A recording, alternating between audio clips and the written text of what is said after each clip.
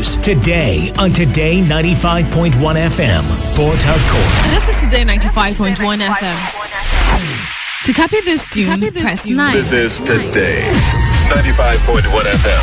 For current news and information, press 5. They are politicians, all of them. They know what they do. So they know how they attack each other.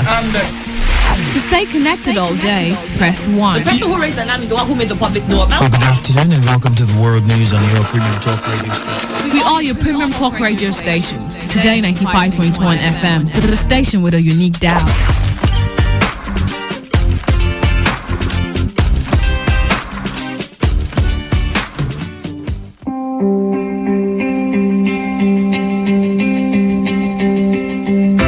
You can never plan the future by the past. He who has a right to live can bear almost anyhow. Lost time is never found again. It is the province of knowledge to speak, and it is the privilege of wisdom to listen. I don't take life too seriously. You'll never get out of it alive. Educating the mind without educating the heart is no education at all. In the end. It is not the years in your life that counts. It is the life in your years. Make it count with us. Make it count with us at Today 95.1 FM. 95.1 FM.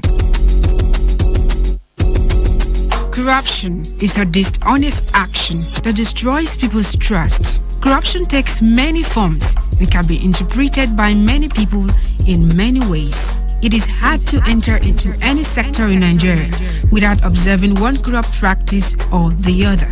The faces of corruption ranges from political, universities and college, bank sector, the civil service, even the religious bodies. In Nigeria, factors like greed, poor youth empowerment, poverty, unemployment, etc. are said to be responsible for corruption. However, no reason is good enough to be corrupt, because corruption is capable of crippling our economy, raise poverty level, bring about national crisis, as well as poor national development. Stop the embezzlement and misappropriation of public or government funds, bribery, malpractice, man no man, and treat all citizens equally today. A corrupt-free nation is possible. This message is powered by your Premium Talk Radio Today 95.1 FM, the voice of the people.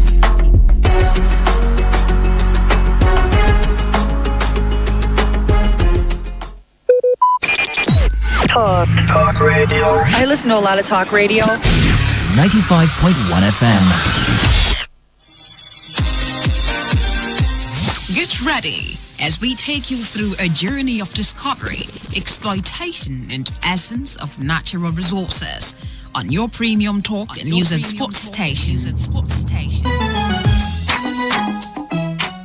It is Greenland. It's green. A program that brings to center stage issues on agriculture with analysts, technocrats, and farmers. To discuss the challenges, opportunities, and role of agriculture in Nigeria and how it affects our economy. Every Friday, 1 p.m. only on Today 95.1 FM, Port Harcourt.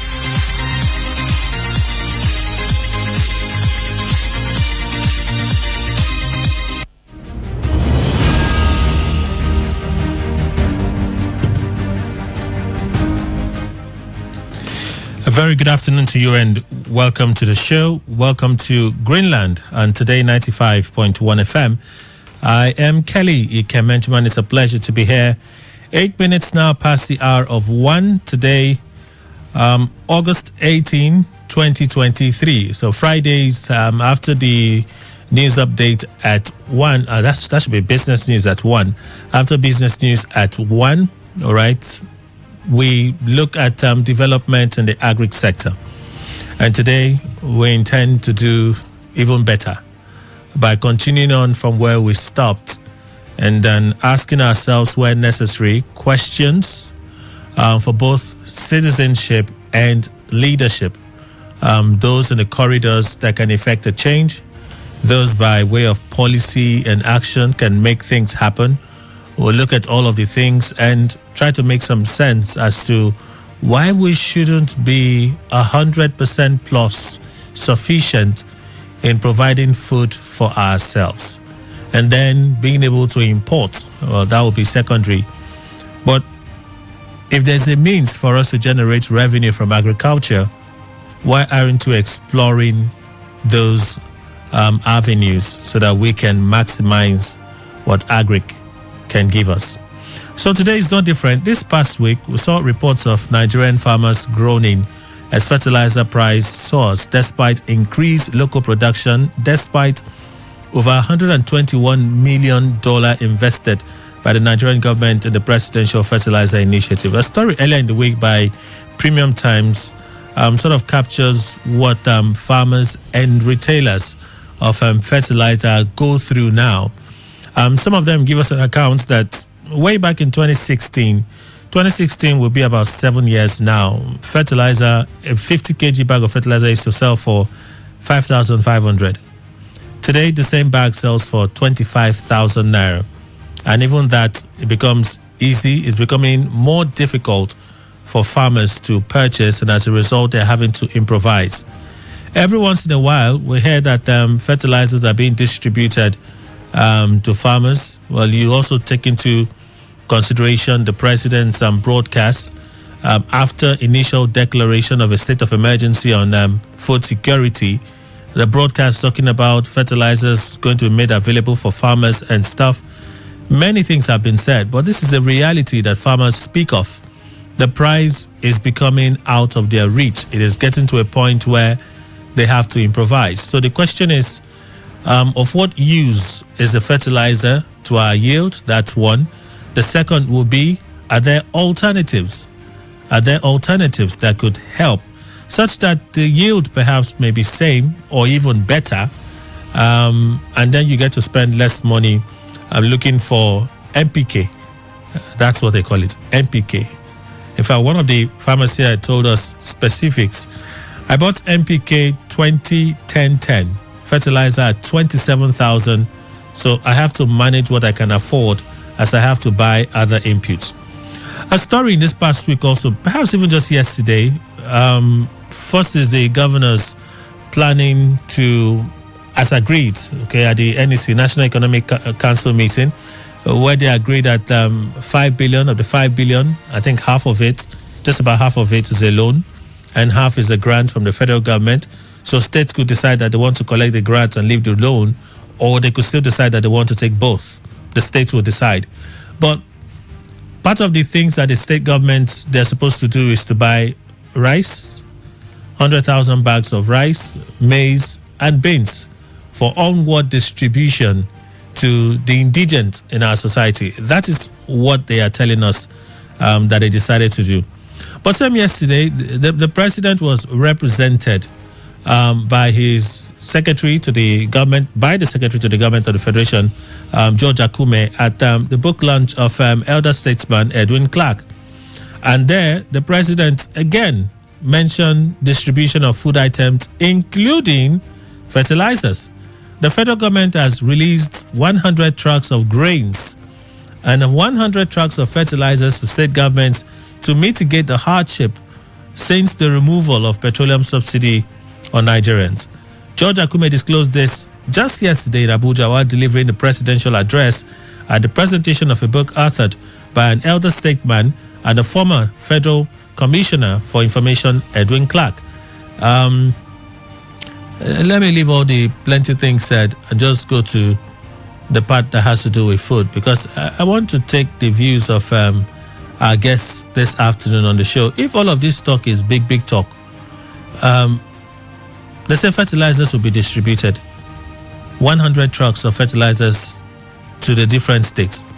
Let me introduce our guests, because these are the things we'll be looking at. If fertilizer is getting out of the reach of the farmer, what alternative or options, and shouldn't we be taking our government serious? But the question is the things they say. Why is it taking so long for us to say it? Mr. Vitalis Chindabule is our guest this afternoon, is the Agriculture Development Program Manager, River State Branch. Good afternoon, sir. Thank you for making the time to be here. Good afternoon, my friend and my brother Kelly Kimenjima. It's a nice time, nice day meeting you once again. Welcome, sir. Yes. So let me just ask you straight up, because you're in the field. Yes, sir. The government has over time said they are distributing fertilizers to states and farmers. Fertilizer is becoming more and more expensive as a result of the inflation that we're all having to deal with. Which is true? Are they distributing? Are farmers receiving it or not? Fertilizer distribution. Okay. Why am I saying this? I'm saying this because I am at the helm of affairs. I happen to be the program manager, River State Agricultural Development Program, Romodomaya, Port Harcourt. And I have all the profiles, all the catalog of farmers in my domain. And I will say this without regret by emphasizing once again that in recent past, just 3-4 months ago, the federal government has stepped down through the Federal Ministry of Agriculture and Rural Development in combination with the Federal Agricultural Extension Research Agency, FDAE, Federal Department of Agric Extension. Okay. In combination with various farmers in training, extension agents in the field of cassava cultivation, maize cultivation, yam cultivation, rice, sorghum, wheat, depending on the comparative advantage of various states. Okay. Because it ran across the country, the length and breadth of the country. Okay. And so, for we here in River State Agricultural Development Program and our farmers, we benefited 90 bags of fertilizer. 90 bags of fertilizer? Bags from the Federal Ministry of Agriculture and Rural Development, domiciled in ADP. And these were judiciously distributed to farmers. They come, they sign, and they collect. Okay. And we got video clips of them. And they collect free of charge? Yeah, free of charge. As I speak to you, collect free of charge. That is why I'm telling you that the federal government has gone a little bit higher, a little bit, above what they used to do before. Yes, in providing fertilizer for our farmers. But it's not enough. So when George Akume tells us that 100 trucks are being distributed to states, it means that it's likely correct. But the one you just spoke of now will be what the previous administration did, right? That's yes. Muhammadu Buhari. Yes. So this will be the first time that the Tinubu administration will be distributing fertilizers to farmers? Okay. Is that it? Yes, exactly. This is the first time. This is the first time? Until we see it, and until we look at it, we receive the bulk, the consignment. Okay. We will not see. Okay. But beyond the last set that you received, the previous administration, they've been mediating or intervening in the provision of fertilizers for farmers? Yeah, the federal government. Federal government. Through the Federal Ministry of Agriculture and Rural Development. They've been doing that? They've been doing wonderfully. So why is it expensive? Is it that it's not enough what is being distributed? It is expensive because I told you it's not enough. Because we have teeming number of farmers. And just 90 bags cannot serve River State. 90 bags in Valley, 45 bags for trainees. Okay. In that is farmers in maize value chain. Yam value chain. 45 bags we are giving for 45 farmers. Okay. Then in cassava value chain, 45 bags of MPK 2010 we are giving equally for 45 persons. That's 90 bags. 90 bags. But for 80 farmers trained under maize value chain, none was given.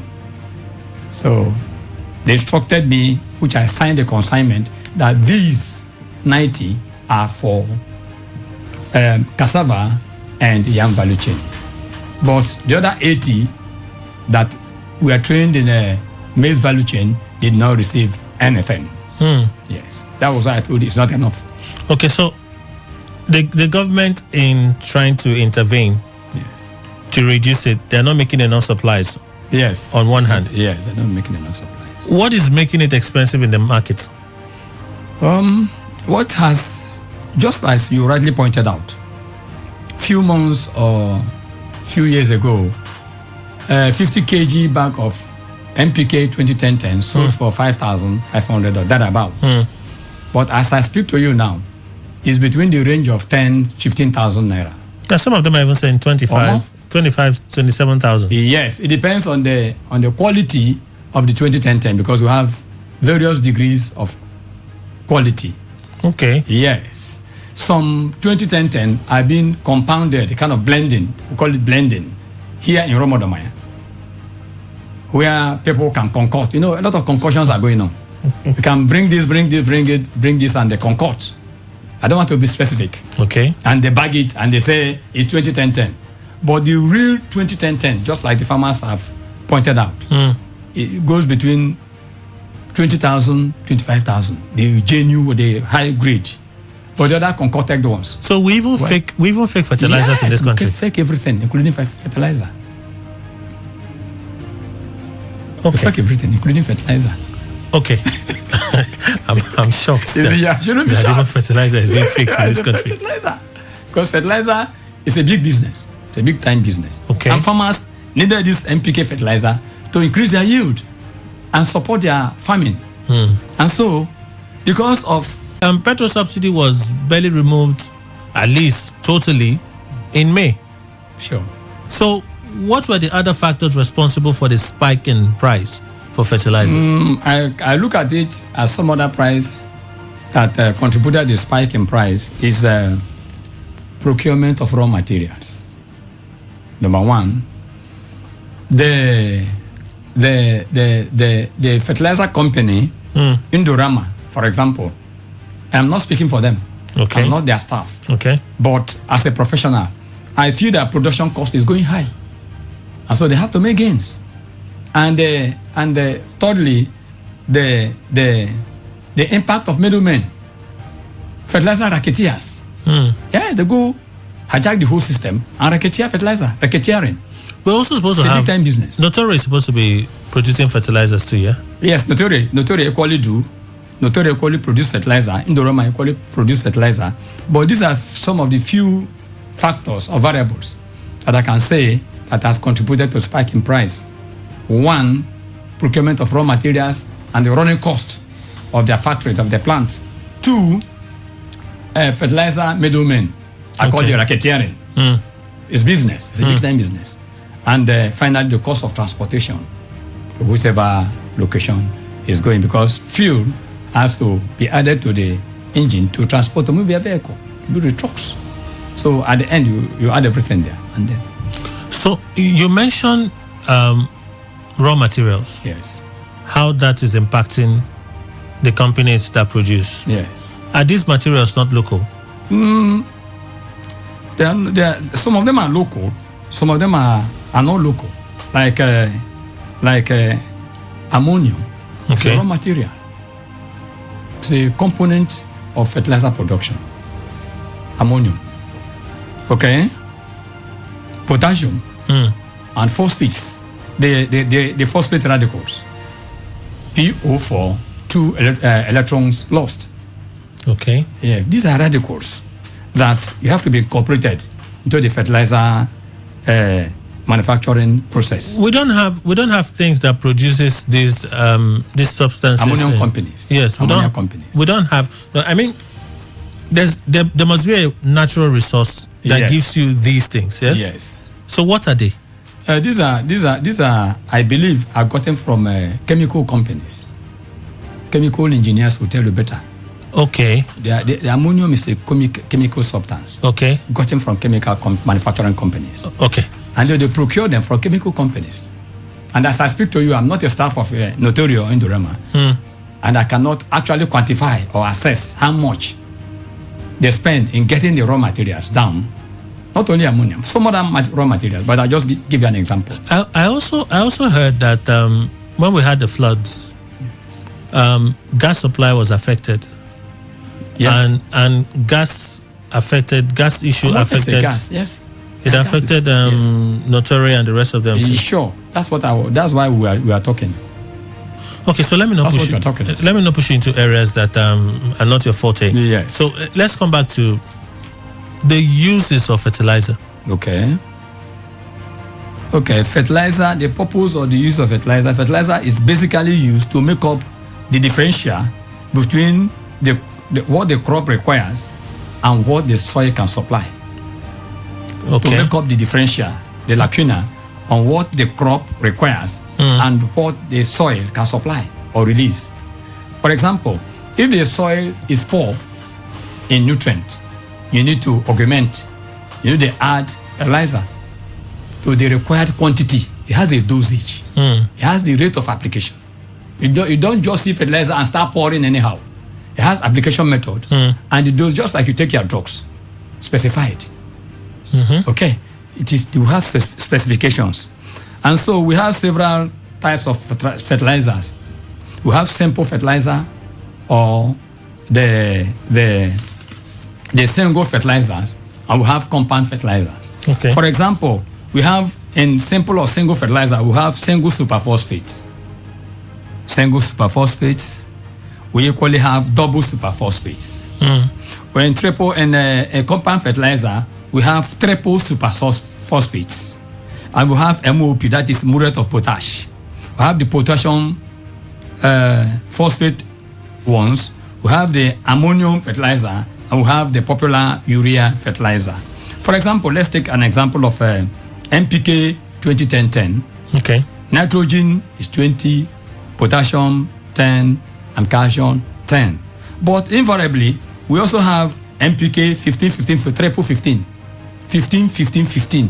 My brother, this 15 is not easy to come by again.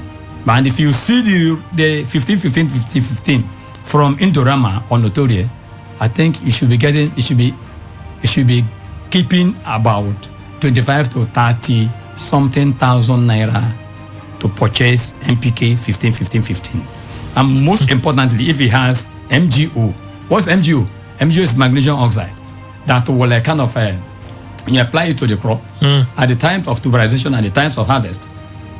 You store for a while. For example, yam tubers, it will not rotten. That MgO will make it not to rotten. It will not rotten fast. That's why they put the MgO. That's magnesium oxide.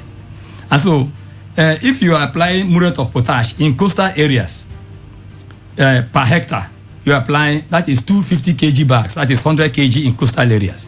While in seasonal flood flash areas, you apply 30 kg in freshwater or riverine or seasonal flash areas. There are specifications and recommendations. We have, I also want to say that if NPK 15 is being applied for the first time after your cropping, within the first maybe 3 to 4 weeks, when you must have weeded your farm, gotten your farm weed free, then you can apply fertilizer 6 to 8 bags per hectare. 6 to 8 bags per hectare. Let me say 8 bags per hectare. Per hectare is 100 meters by 100 meters per hectare of farmland. So in that case, if you look at the current pricing, yes, 6 to 8 bags would be 6 to 8 by over 25,000, 27,000. Yes. That's how much you require. Yes, for 1 hectare, one hectare field. Yes. So if you are cropping about or planting about 5 hectares, or let me say 2 hectares or 3 hectares, you can imagine what it means. So at this rate, the ones that are unique and older are becoming more difficult to find. Yes. Right? Yes. You've tried to mention some of the factors that may be responsible for the inflation as we have it. Yes. You did say cost of transportation, and of course the removal of fuel and subsidy on fuel has added to it. Yes. Procurement of raw materials, running costs for the manufacturing companies and the rest of them may be responsible. Yes. But the question is, if government were to step in now, in what areas would they step in? Because you have said that what they supply is not enough. It's not enough at all. So what else can they do? I will quickly suggest or recommend that if the government is actually serious, both the state and federal government, because the state of emergency has been declared on food security. What is a state of emergency? Being declared on a certain policy or program. It's for all hands to be on deck. Everybody to sit up. If I'm not mistaken, to the layman, that's how I want to explain it. And so, not only the federal government, the state governments should sit up. More fertilizer companies should be established. more chemical manufacturing companies should be established because these are raw materials that will feed the fertilizer company. Okay? And not only that, I will also recommend that the agri sector should be subsidized. Instead of subsidizing petroleum, fuel, other countries are subsidizing, countries like China, Korea, Indonesia, they are subsidizing agriculture. But that's Nigeria is subsidizing. No, but isn't that what the president intends to do when he says he's going to spend 100 billion, for instance, on cultivation of maize and rice, another 100 billion on the cultivation of I think is it wheat and one other thing? Yes. That's subsidizing agriculture, isn't it? It is, in a way. In a way. Yes, in a way. But fertilizer has to be subsidized, and this influence of racketeering, middlemen going into this business should be stopped, should be checkmated. By so doing, state government should be able to program to have a committee or a policy where fertilizers allocated to various states by Indorama, so to say, are actually gotten by the state government and distributed to the beneficiaries as and when due. I really do not want us to, but maybe I should just ask you. Please do. A state like River State, yes, where it seemed like the past 8 years plus is really, really less interested in the business of agriculture. Yes. How much complementary role, if they had played, would significantly impact the system? I think that question will be domiciled with the State Ministry of Agriculture. No, but from your interaction with farmers, yes. If as a federal government brought 90 bags, okay, state government supply in their own portion, yes, a good number, to augment. Yes. So if the ones that other farmers will be able to access it, yes, is it only the federal government that will subsidize? Can the state government go into, for instance, Notoria operates in River State? Yes, fine. Indorama operates in River State. They can have a partnership with the state government can have a partnership with Indorama and Notoria. These are the number of quantity of bags we want at the end of the production and during distribution. You must make this available to farmers in River State through this channel, through so and so committee, through so and so agency, through so and so channel. I don't want to talk so much on. I don't want to dwell so much on state government these days. I know my reasons. Okay. I can just make recommendations. I can just advise. Okay. Yes. As somebody who has been in the field for over 33 years. I feel it's a bit worrisome that every time we talk about agric in River State, it's almost like we're just making noise. Other than the information that we pass on to the populace, okay, and those that take that information to go and do something about it, the state government in years just seem recalcitrant when you talk agriculture. And then every once in a while they tell you that we have plans to get into the agri sector.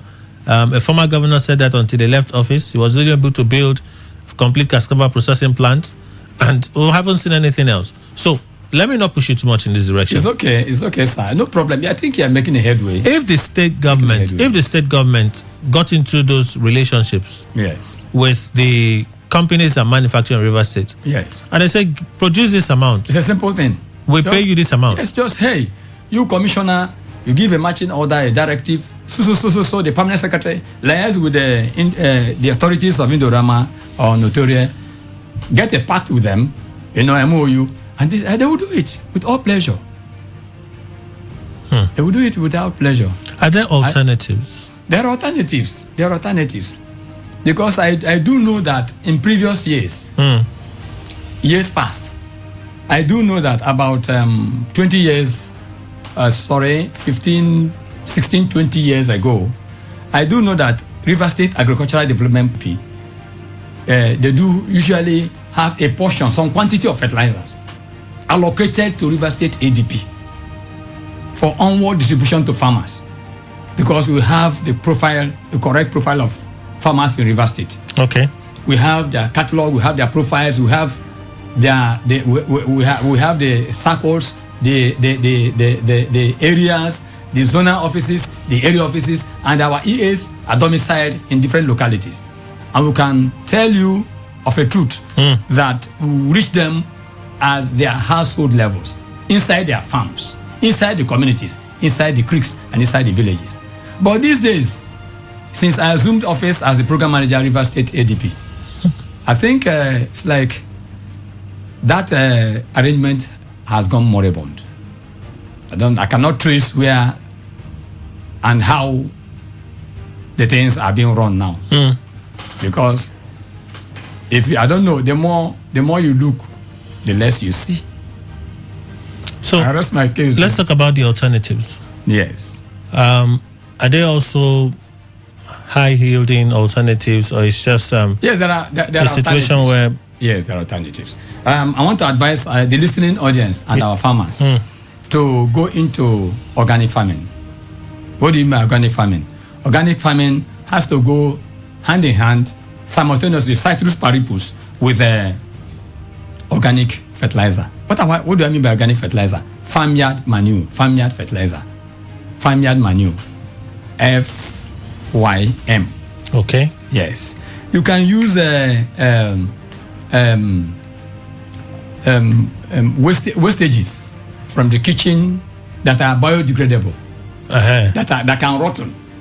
Yes. Not like compounded. Not like sachet water bag. No. They are trashes. Those sachet water are PVCs, that are polyvinyl chloride substances that pollute the soil and contaminate the soil structures. Okay. And so we don't use them.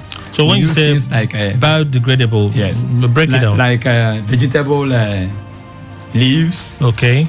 Cucumber, wasted cucumber, rotten cucumber, watermelons, garri, beans, rice, bread that you throw away.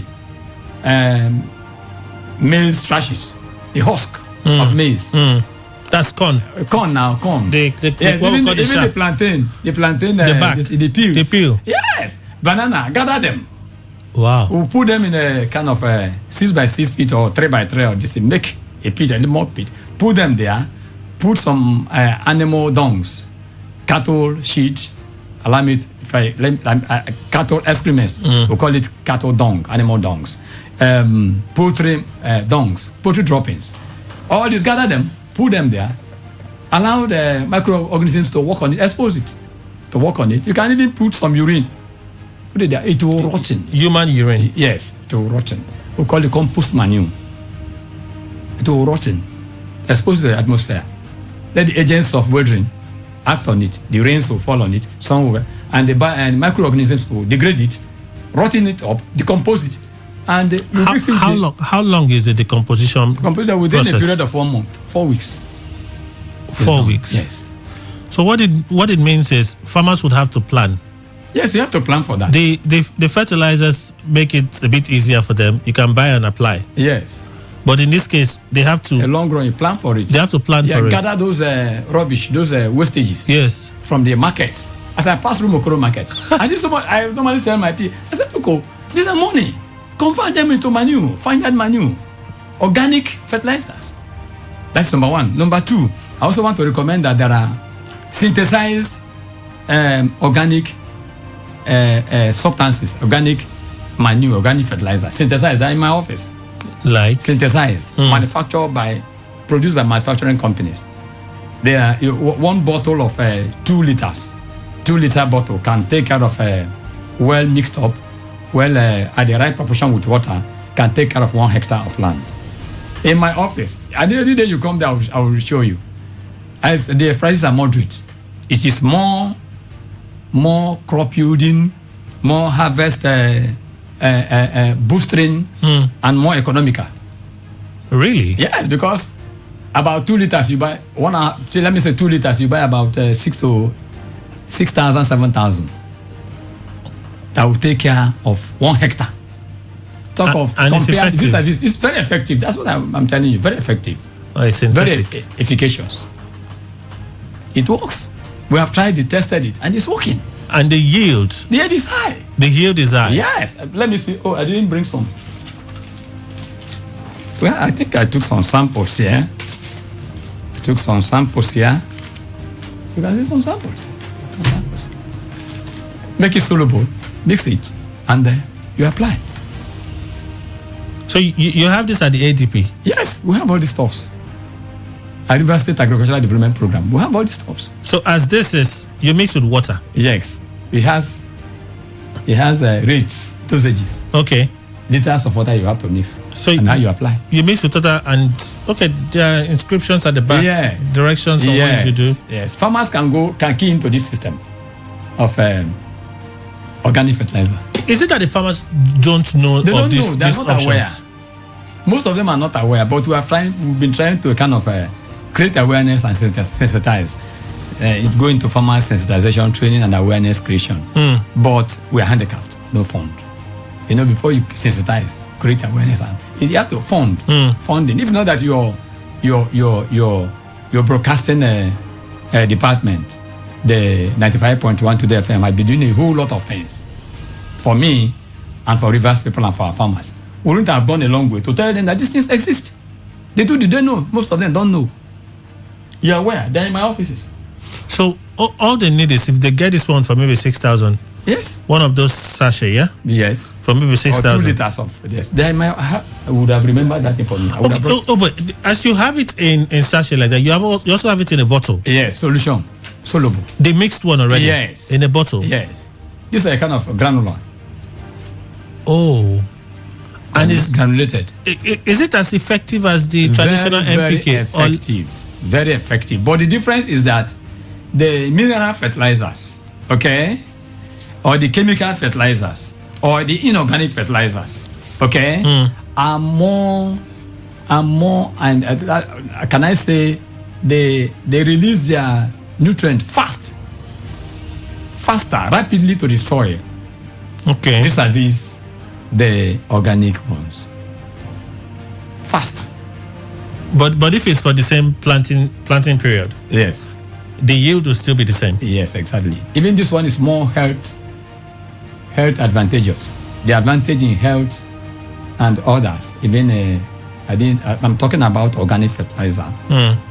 Supersedes 100% supersedes that of a chemical fertilizer. Is it the same for the synthetic? Pardon? Is it same for synthetic? Yes, that's what I mean. The synthetic fertilizers. You mentioned 2 times. You talked about the organic. Yes. Which is collect your biodegradable waste. All of them come under the canopy or the umbrella of organic fertilizer. The synthetic fertilizer, the granulated and sachet fertilizer. I mean these ones. And the farmyard manure that you have to compose, prepare by yourself by the farmer. We've been teaching them through our teaching models and training and workshops. Our registered farmers cooperatives and others. So you said the possible reason why people are not really aware, people are not going for this is because they are not aware. They are not aware, yes. It's not that they don't trust it or they haven't used it. They've used it before and they didn't give them the result. When you are not informed, somebody is deformed. When you are not informed, they are deformed. But if you are informed, you can key in. Over 95% of Rivers farmers, they don't know. They are not informed. 95%? Yes. That's a large number. They're not aware. And we needed fund to create this awareness. We needed fund to step down training in local government as local governments, in communities and local governments, in area extension offices and zonal offices. These area extension offices, we have 3 in River State. We have 1 at Ahoda, comprising 7 local governments. We have 1 at Degema, comprising 8 local governments. We have another 1 at Enchaibubu, comprising all 23 local governments. We also have area extension offices. Okay, we have blocks, community block units. But as I speak to you, my brother, those places have gone moribund. The structures are down, staffs have all retired. In fact, I don't know what to say. I don't know what to say. All right, so let's open the phone line so we take some of your reactions. It's Greenland on Today 95.1. We're looking at the spiking price of fertilizers, the implications and alternatives. And it will seem like the organic that you have to go and look for biodegradable, put them together, allow them to decompose. Those are kitchen waste. It will seem like a longer process. Yeah, about 3 weeks, 4 weeks, or 5 weeks. But that will really be time consuming in the sense that if you don't have them in your immediate environs, you can't. They are being thrown away. So you have to go and sieve through the waste. That's what it means. No. It's not what I'm saying. I normally see so many of these waste being thrown away at the fruit garden market. Pack them. Take your truck, pack them. Arrange them at a particular, even though you don't make holes, you can pack them at one place inside the farm. Ship them there. Get all of them there. Both the cattle, the poultry manure. Expose them. Let them be acted by agents of weathering. Because the nitrogen content, the ammonia content has to be decomposed. You have to decompose them. Deaminate them. Break them down to simpler, usable substances, soluble minerals, where the plants can make use of. 0817 00951 0810 9510951. Again, 0817 00951 0810 9510951. Here we go. Today 95.1. Good afternoon. Hello, good afternoon. Hi, welcome. Yeah, happy weekend to you all there. Go on, please. Yeah, I think my name is OG and I'm calling you from Roboko. Okay. I think hearing your guest in the studio and he has elaborated on all this. But I want to ask him a question. You know that the gathering of all those things that he's talking about smells. How do you encourage that where a man who wants to do an agricultural business haven't had in mind of all these compost issues and the rest of them? How can you be able to manage it having people who may not like what you're doing? Because gathering of all those things will definitely smell. How will you encourage that? Thank you very much and God bless you. All right. That's a question. Phone lines are still open. We'll take those reactions. Okay. With due respect, sir, in the field of agriculture, we do not feel ashamed of gathering of smelling things. Because an Igbo man says an Igbo adage, I'm sorry to quote like this, Akajaja, a hand where they bring, where they touch sand, then they bring food for the mouth. So let me tell you, let me speak to you, let me tell you. This the Cotonou lesson, the Cotonou lesson now that we trained our farmers there, some guy farms. Okay. Let me shock you. They use human waste excrements.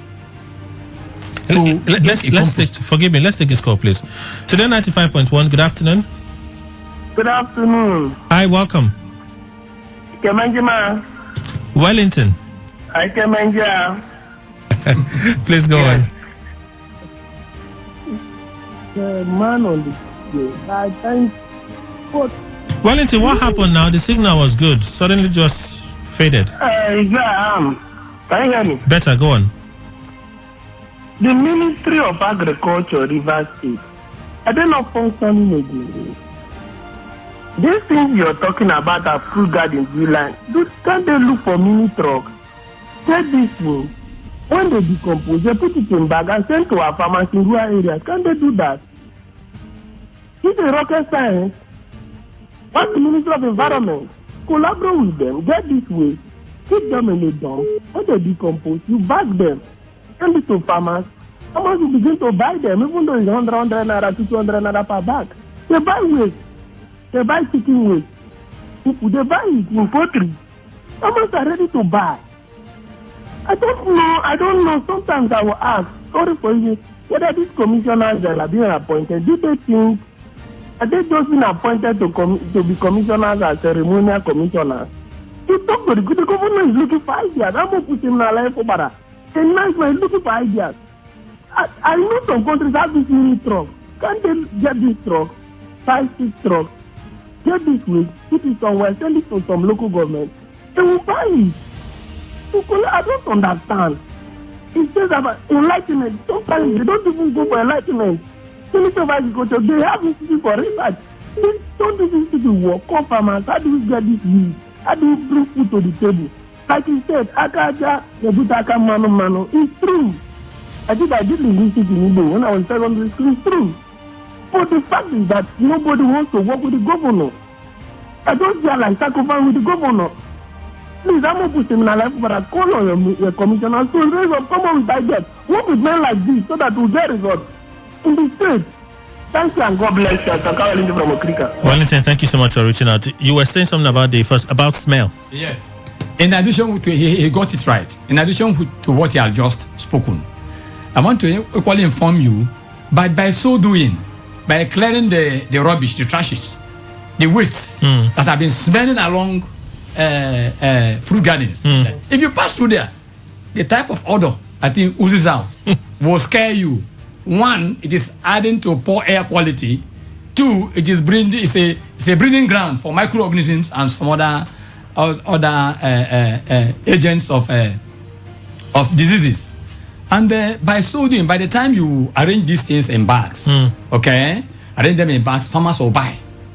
ADP, River State Agricultural Development Program, ADP, we have staff to train them. And we have been doing that on farmyard manure decomposition, manufacturing, production. And as soon as you do this and you apply it to your farms, you will be more, when you eat the proceeds from you'll be more healthier. Let's take another call. Today 95.1 Greenland. Good afternoon. Hello, Kelly. Hi, welcome. Good afternoon. I came from the north, precisely from the middle belt. Okay. What we normally do, the herdsmen, we allow, if not these days, we allow the herdsmen where they stay to keep their cow in the night. Sometimes they stay there for like 6 months, 1 year, 2 years.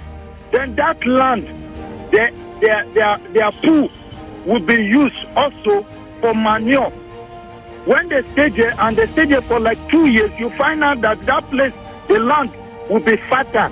If you farm any crop there, you find out that the crop will be so good, healthy without you using fertilizer. No matter how dead the land is that cannot produce food, if you allow them to stay, their excreta will go down, and when you till the ground, you find out that you farm for like 2 to 3 years without you using fertilizer. So it will be more lesser. If the government will look into that, it will help the farmers to reduce some certain costs, and that one is more healthy than even the fertilizer, the NPK they are talking about, or any other fertilizer. Thank you. Thank you so much.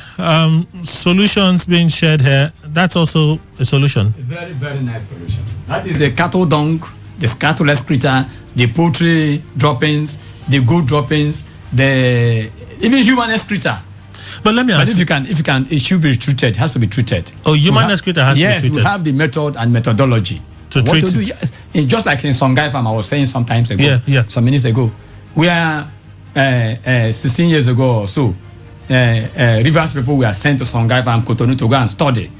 They understudied it, and we found out that they use human excreta. But you have to glove your hands, cover your nose, keep up very well, and you see the miracle. Let's do a final call. Today 95.1. Good afternoon. Yeah, Kelly, good afternoon. Welcome. Just to add to what the professional in your studio was saying about fertilizer production in the petrochemicals or Indorama. Gas is a major source of fertilizer production. The gas from our oil and gas. And that is why most of the fertilizer plants are situated around here, or where you have hydrocarbon. Actually, you subject gas to cryogenic temperature. By that I mean you have to compress gas and it becomes molten like your block, like your ice block. And you add some chemicals. Those chemicals that your petrochemical industries import of is, you add them together and then you cut the gas into chips, into micro or small blocks, small particles, and you add those chemicals. And then you can use them to form your ammonia and whatever you do. So gas is a major byproduct to fertilizer production. Thank you. All right. Thank you so much. I wanted to ask you in closing, because we have a very short time left, but let me ask you in closing. Can farmers come together, form a cooperative, a group that will go ahead and be gathering these things for themselves? Yes. Is it not possible? Very, very excellent question. And this is what ADP stands for. And that is why in every 36 states, including FCT in Nigeria, across the length and breadth of the states in Nigeria, we have ADPs. That is what we have been preaching to our farmers, registered farmers. They can come together under farmers clusters, under farmer cooperative societies, under farmers groups, under women organizations. We have so many of them. Siphon, so many even mega rice, cassava, yam. They can form cooperatives or clusters or together. Then we teach them the technology. Simple, rudimentary technology.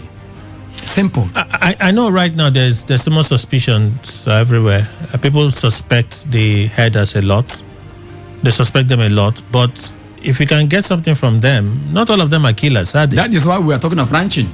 When you ranch, the poo-poo, quote and unquote, the excreta, the waste products from the animals, we will keep them, collect them. They will be readily collected, easily available for us to collect. Then we can transform it to organic manure, organic fertilizer. But in the places where some of them graze right now, can there be a relationship between the herders and the farmers so that you can go in and collect the waste? Very, very well. That was why His Excellency, the Governor of Rivers State, Seminaye Fobara, talked. I think I had him instructing the herders not to be killing rivers people. Instead, they should partner with the rivers farmers in order to grow more foods. I think I overheard him do that. The Rivers State, the Ministry of Agriculture, can partner with the farmers. Come and collaborate with the farmers. This is what we want. This is what we don't want. They work out a workable modality. Who can harness? It's like a kind of symbiosis. A relationship. A relationship. A symbiotic relationship. Yes. You get from me, I get from you. 50-50. Win-win. Everybody goes home smiling. Okay. So the spike in the price of fertilizer is not the end of it.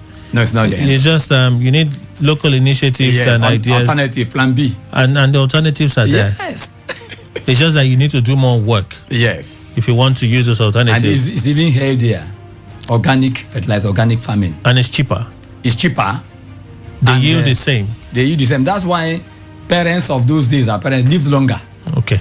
Yeah, because there are no traces of carcinogenic, cancer-causing substances. These are raw, natural something. We have to go. Thank you so much, Mr. Vitalis Chidabule, Agriculture Development Program Manager, Riverside Branch. Thank you, sir. Thank you, sir. Thank you, my brother and my friend Kelly Kemenjima. We're grateful. Have a nice day. God bless you. That's our beat. We thank you all for being part of the conversation today. We'll be back next week, Friday, for another edition of Greenland. Kelly Kemenjima is my name. Stay with Today 95.1. Good afternoon.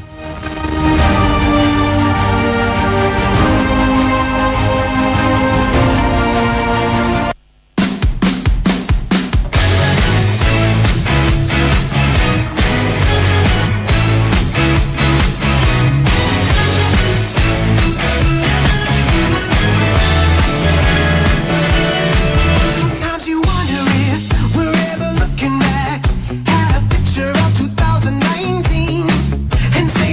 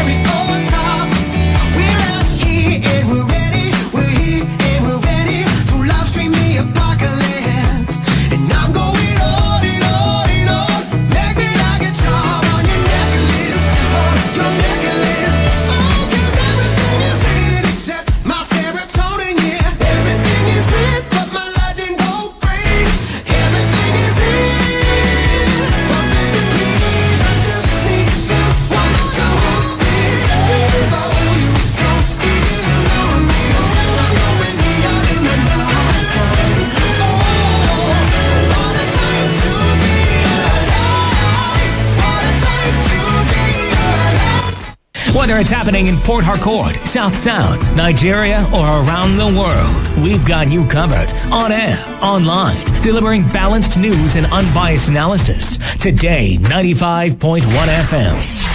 Today 95.1 FM. Port Harcourt. News update.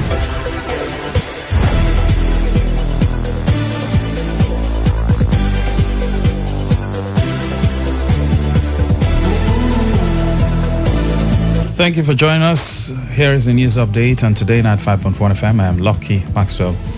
President Bola Tinubu will next Monday, August 21, swear in the 45 ministers he has signed portfolios to on Wednesday night.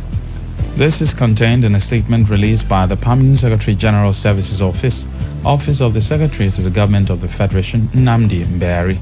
According to the statement, the ceremony will take place at the State House Conference Center, Presidential Villa in Abuja. Human rights lawyer Femi Falana says he has gone to court to challenge the decision of the Central Bank of Nigeria under President Bola Tinubu to float the naira. Recall that on 14 June, at a time when the naira traded between 730 to 755 naira to the dollar at the investors and exporters window, the Apex Bank directed deposit money banks to freely float the naira against the dollar and other international currencies. But Falana, who spoke during a television interview, said according to the CBN Act, the action of the bank is legal as the law provides that the only legal tender in Nigeria shall be the currency note issued by the central bank. Falana argued further that as long as government officials are not prepared to strengthen the naira and make it the only legal tender in Nigeria, the country will not go far. As of today, the CBN website puts the exchange rate between 744 naira and 746 naira. The Corps Marshal of the Federal Safety Corps, Dauda Ali Biu, has ordered the immediate clampdown on all rickety vehicles across the country. This was announced by the Corps Public Enlightenment Officer BC Kazim in a statement. Kazim said the order became necessary following a trending video of an old vehicle with mechanical issues plying the expressway. He noted that the back tire of the rickety vehicle was off and the vehicle was being controlled by the driver with 3 worn-out tires. The Corps Marshal has now ordered the immediate clampdown on the vehicle and the arrest of the owner in line with its responsibility to ensure safety of all road users. A Port Harcourt Magistrate Court sitting in Port Harcourt has remanded one David Alonge at the Nigerian Port Harcourt Correctional Center for alleged defilement of a 3-year-old child. In the charge sheet cited by Today FM correspondent Alonge, who is a teacher with a private school in Rumo Dumaya in Obiakwa local government area, is alleged to have defiled the 2 years and 11-month pupil by inserting his fingers and genitals in her private parts. Chief Magistrate Oge, following an existing legal advice from the Office of the Attorney General that such offense should be tried under Section 32, Subsection 2 of the Child Rights Law of River State, refused the suspect from taking his plea and directed that he be remanded at the correctional center. The magistrate thereafter adjourned the case until the 6th of September for proper arraignment of the suspect at the State High Court. On the foreign scene, Moscow's airspace has been closed after a Ukrainian drone attack today hit a building, causing a blast that has heard across the city's business district. Russian air defense, in a statement, said the drone changed its path after it was targeted by air defense weapon and fell on a non-residential building in the Krasnopresnekaya embankment area of Moscow. Air traffic has been reopened at 4 major airports around the capital, Nukovo, Domodedovo, and Zhukovsky. Russia's air transport agency said 7 flights were redirected to alternative airports. There has been no immediate comment from Kiev. And that's the business news update. The news update, rather, for 2 on Today 95.1 FM. I'm Lucky Maxwell. Good afternoon. Today's news, today's entertainment, today's sports, today's issues. Today on Today 95.1 FM, Port Harcourt.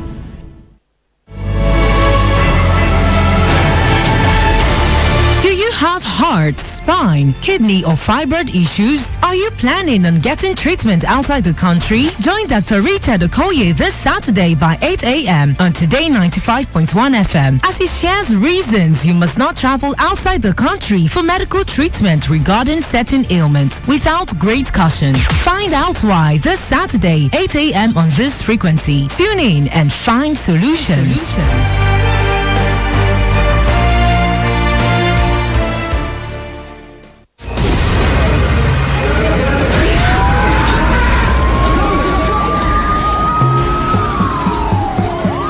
Peace is a situation where there is no war or violence in a society.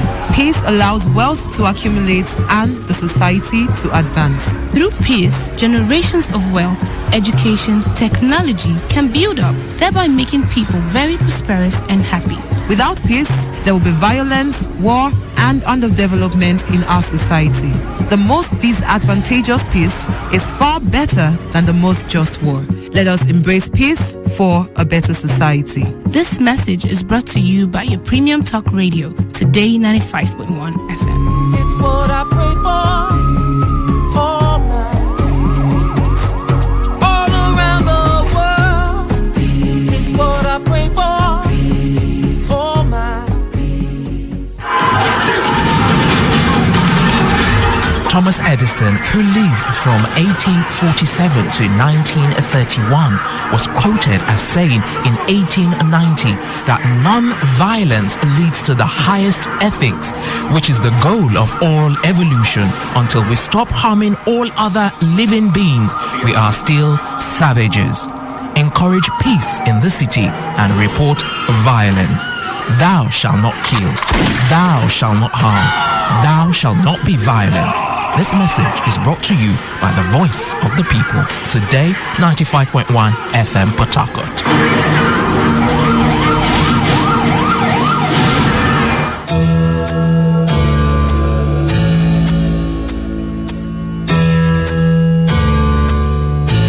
Every day, we hear reports about counterfeit products, stories of fake drugs, foods, expired goods and other consumables being manufactured, imported and sold to unsuspecting members of the public.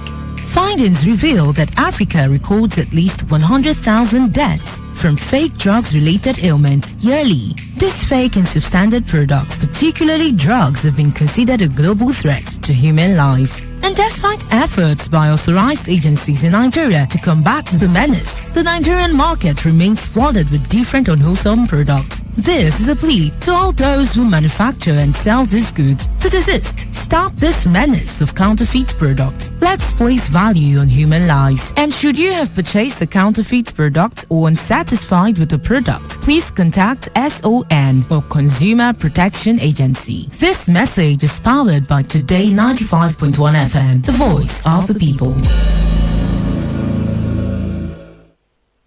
This is Today 95.1 FM.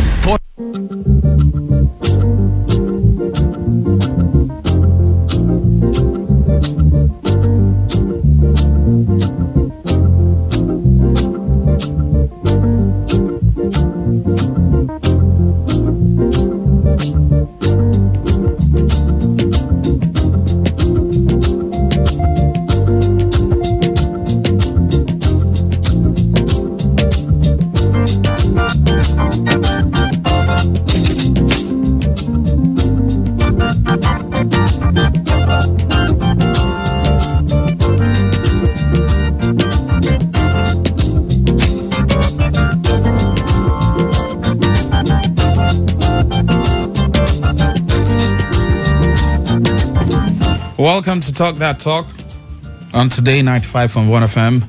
Good afternoon to you. Thank you very much for joining us. Thank you for always staying tuned. We appreciate you.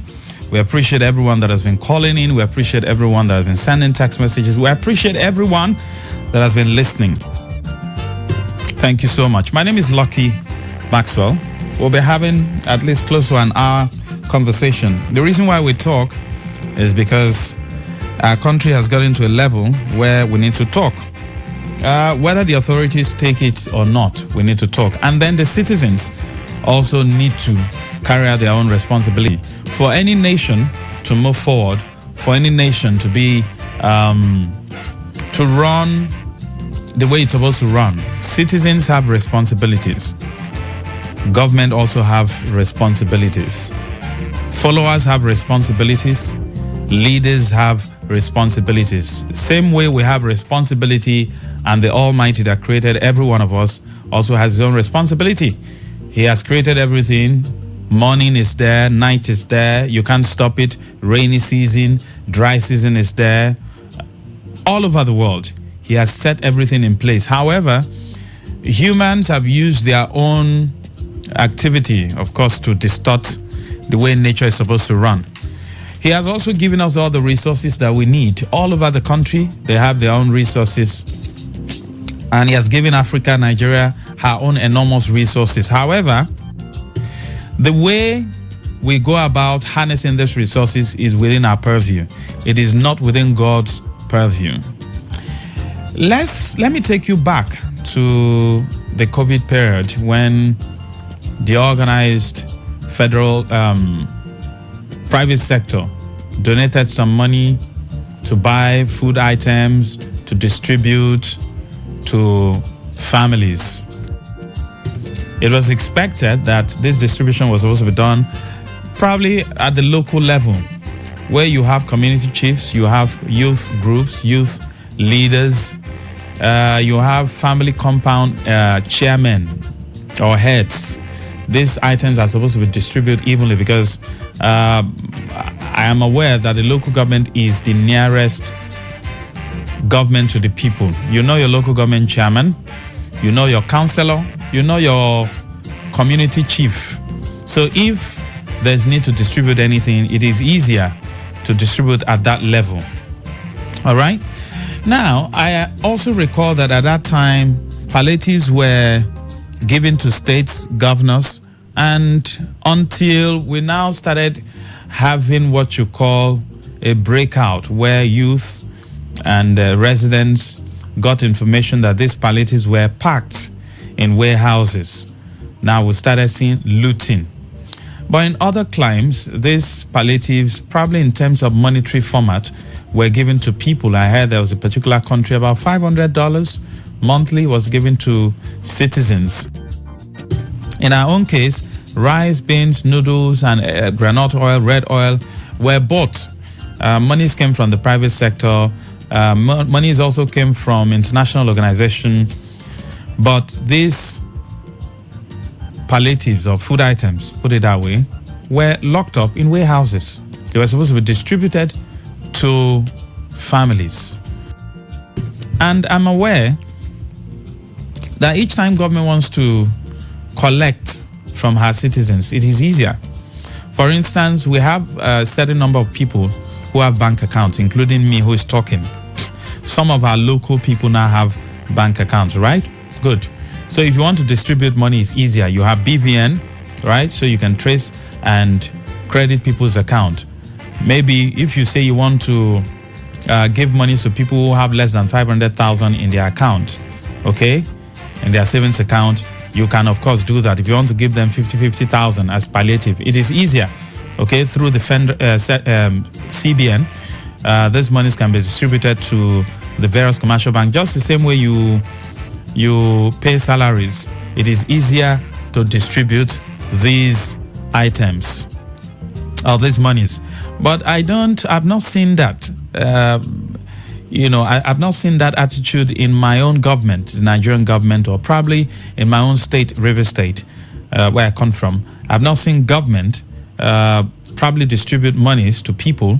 I'm talking about people who don't belong to any political party, everyone. For instance, if the state government decides that they will distribute 20,000 to citizens as palliative, it's easier. For those who have bank accounts, these monies can be distributed to them. Then for those who don't have bank account, who probably might, you might want to give them food items and all that. It is also easy.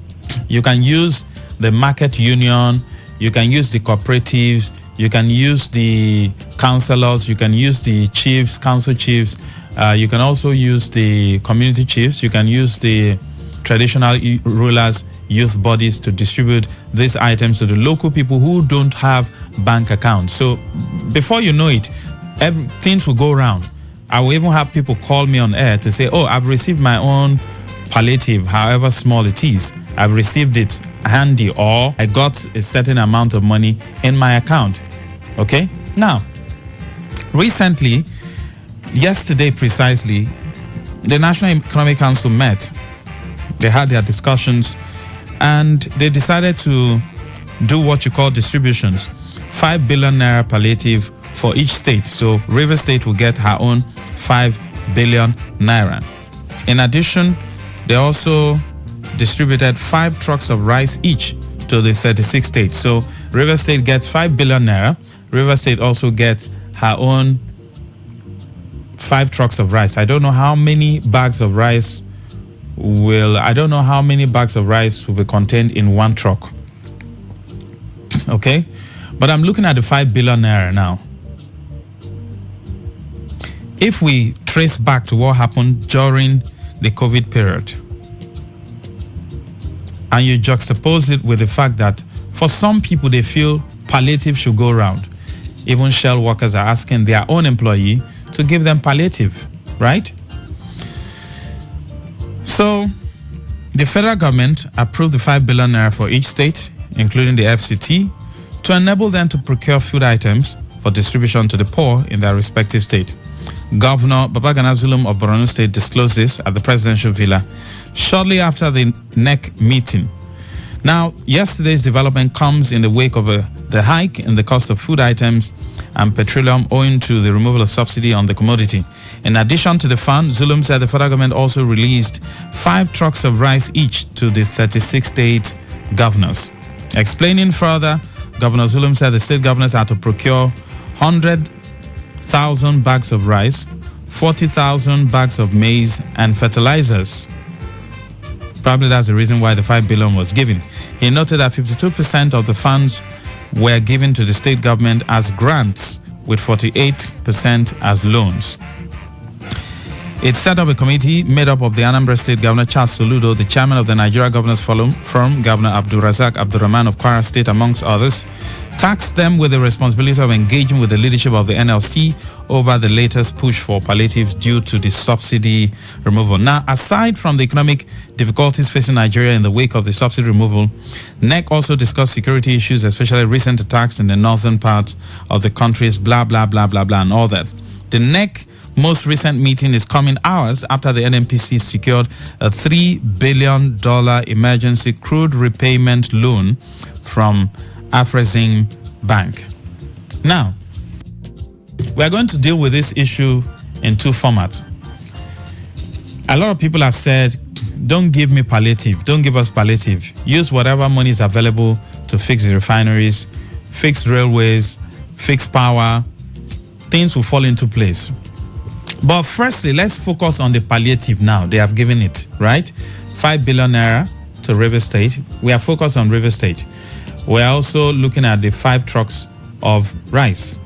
Now they've told them to buy about 100,000 bags of rice and maize and fertilizers. Of course, these maize and fertilizers should be distributed to farmers, right? Good. If you cast your mind back to the COVID period and looking at the fact that we have data problem in Nigeria, how are you going to distribute these items? But I've given a little bit of the little I know. For those who have bank accounts, like me, you who probably is listening, and some local people who have bank accounts too. If you have done the arithmetic and you say, okay, 20,000, 50,000 can go to people who have bank accounts, right? It means through the CBN and commercial banks, the monies will get to people. In other words, I can stay here, I receive my alert of 50,000 from the state government, right? So I don't need to belong to any political party. I don't need to have any link with any politician.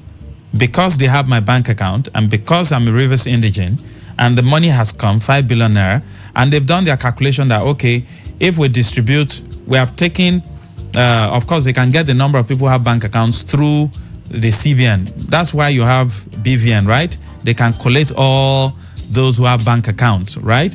And then say, okay, for these people, we'll pay into the account directly. That's on one end.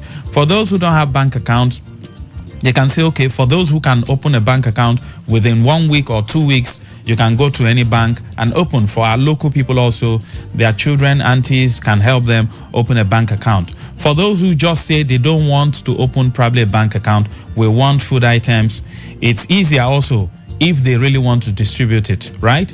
You can go through the local government chairman down to, but the whole village must be in the know, because even the local government chairman too, the people don't even trust them. That's the truth. The people don't trust the local government chairman. Not all of them, but probably most of them, because I learned during the COVID period, some few local government chairmen and some government officials were stocking rice in their houses, bags of rice in their houses.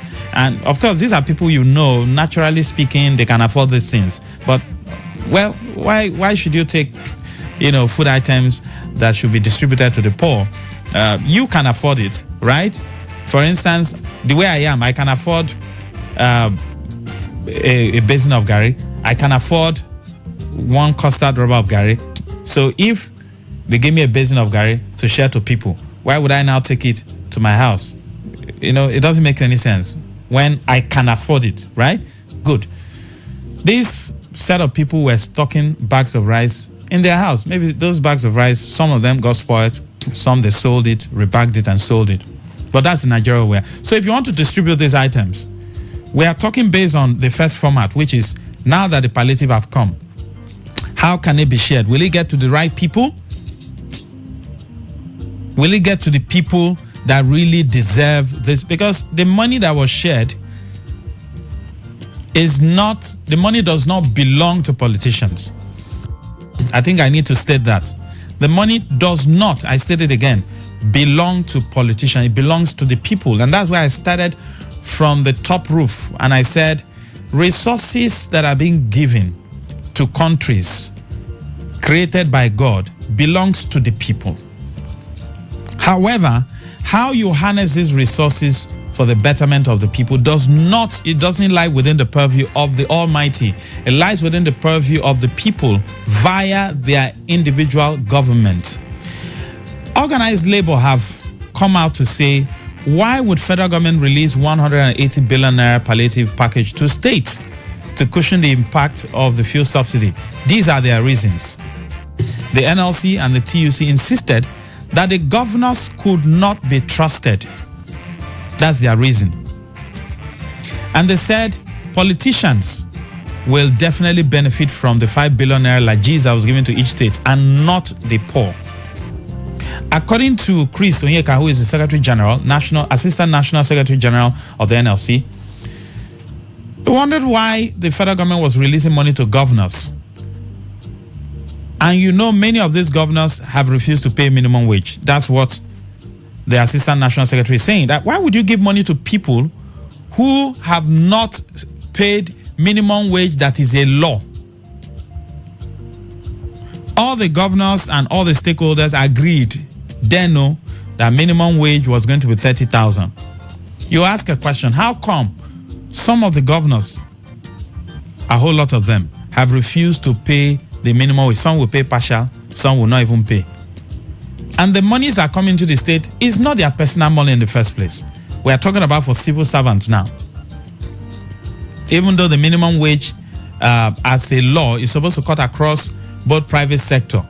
But in the Nigerian system, things are dysfunctional in a way that government sometimes don't even have the moral right to clamp down on the private sector who have refused to pay minimum wage. Because there are some private sector arrangements that, of course, by law, once you have 10 workers upward, you are bound by law to provide some certain things, and you're supposed to pay a minimum wage of 30,000. That's the minimum worker.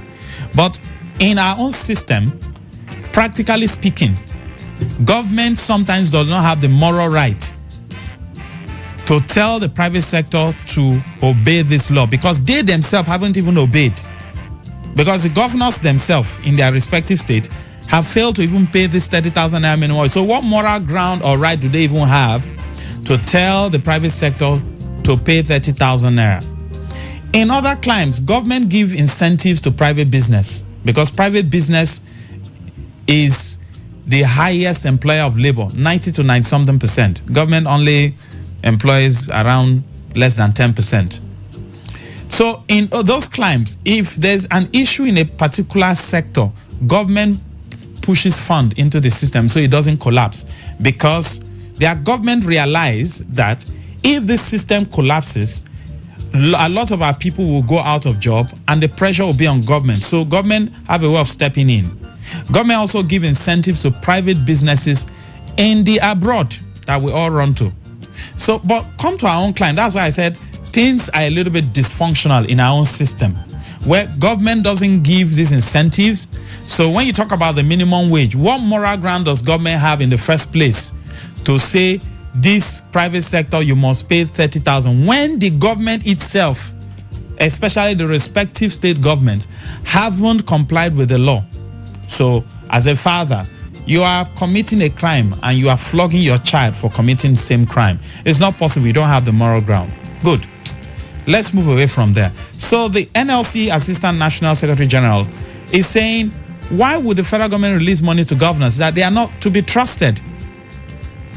Let us take the antecedents of our governors from 1999 till date in our respective states.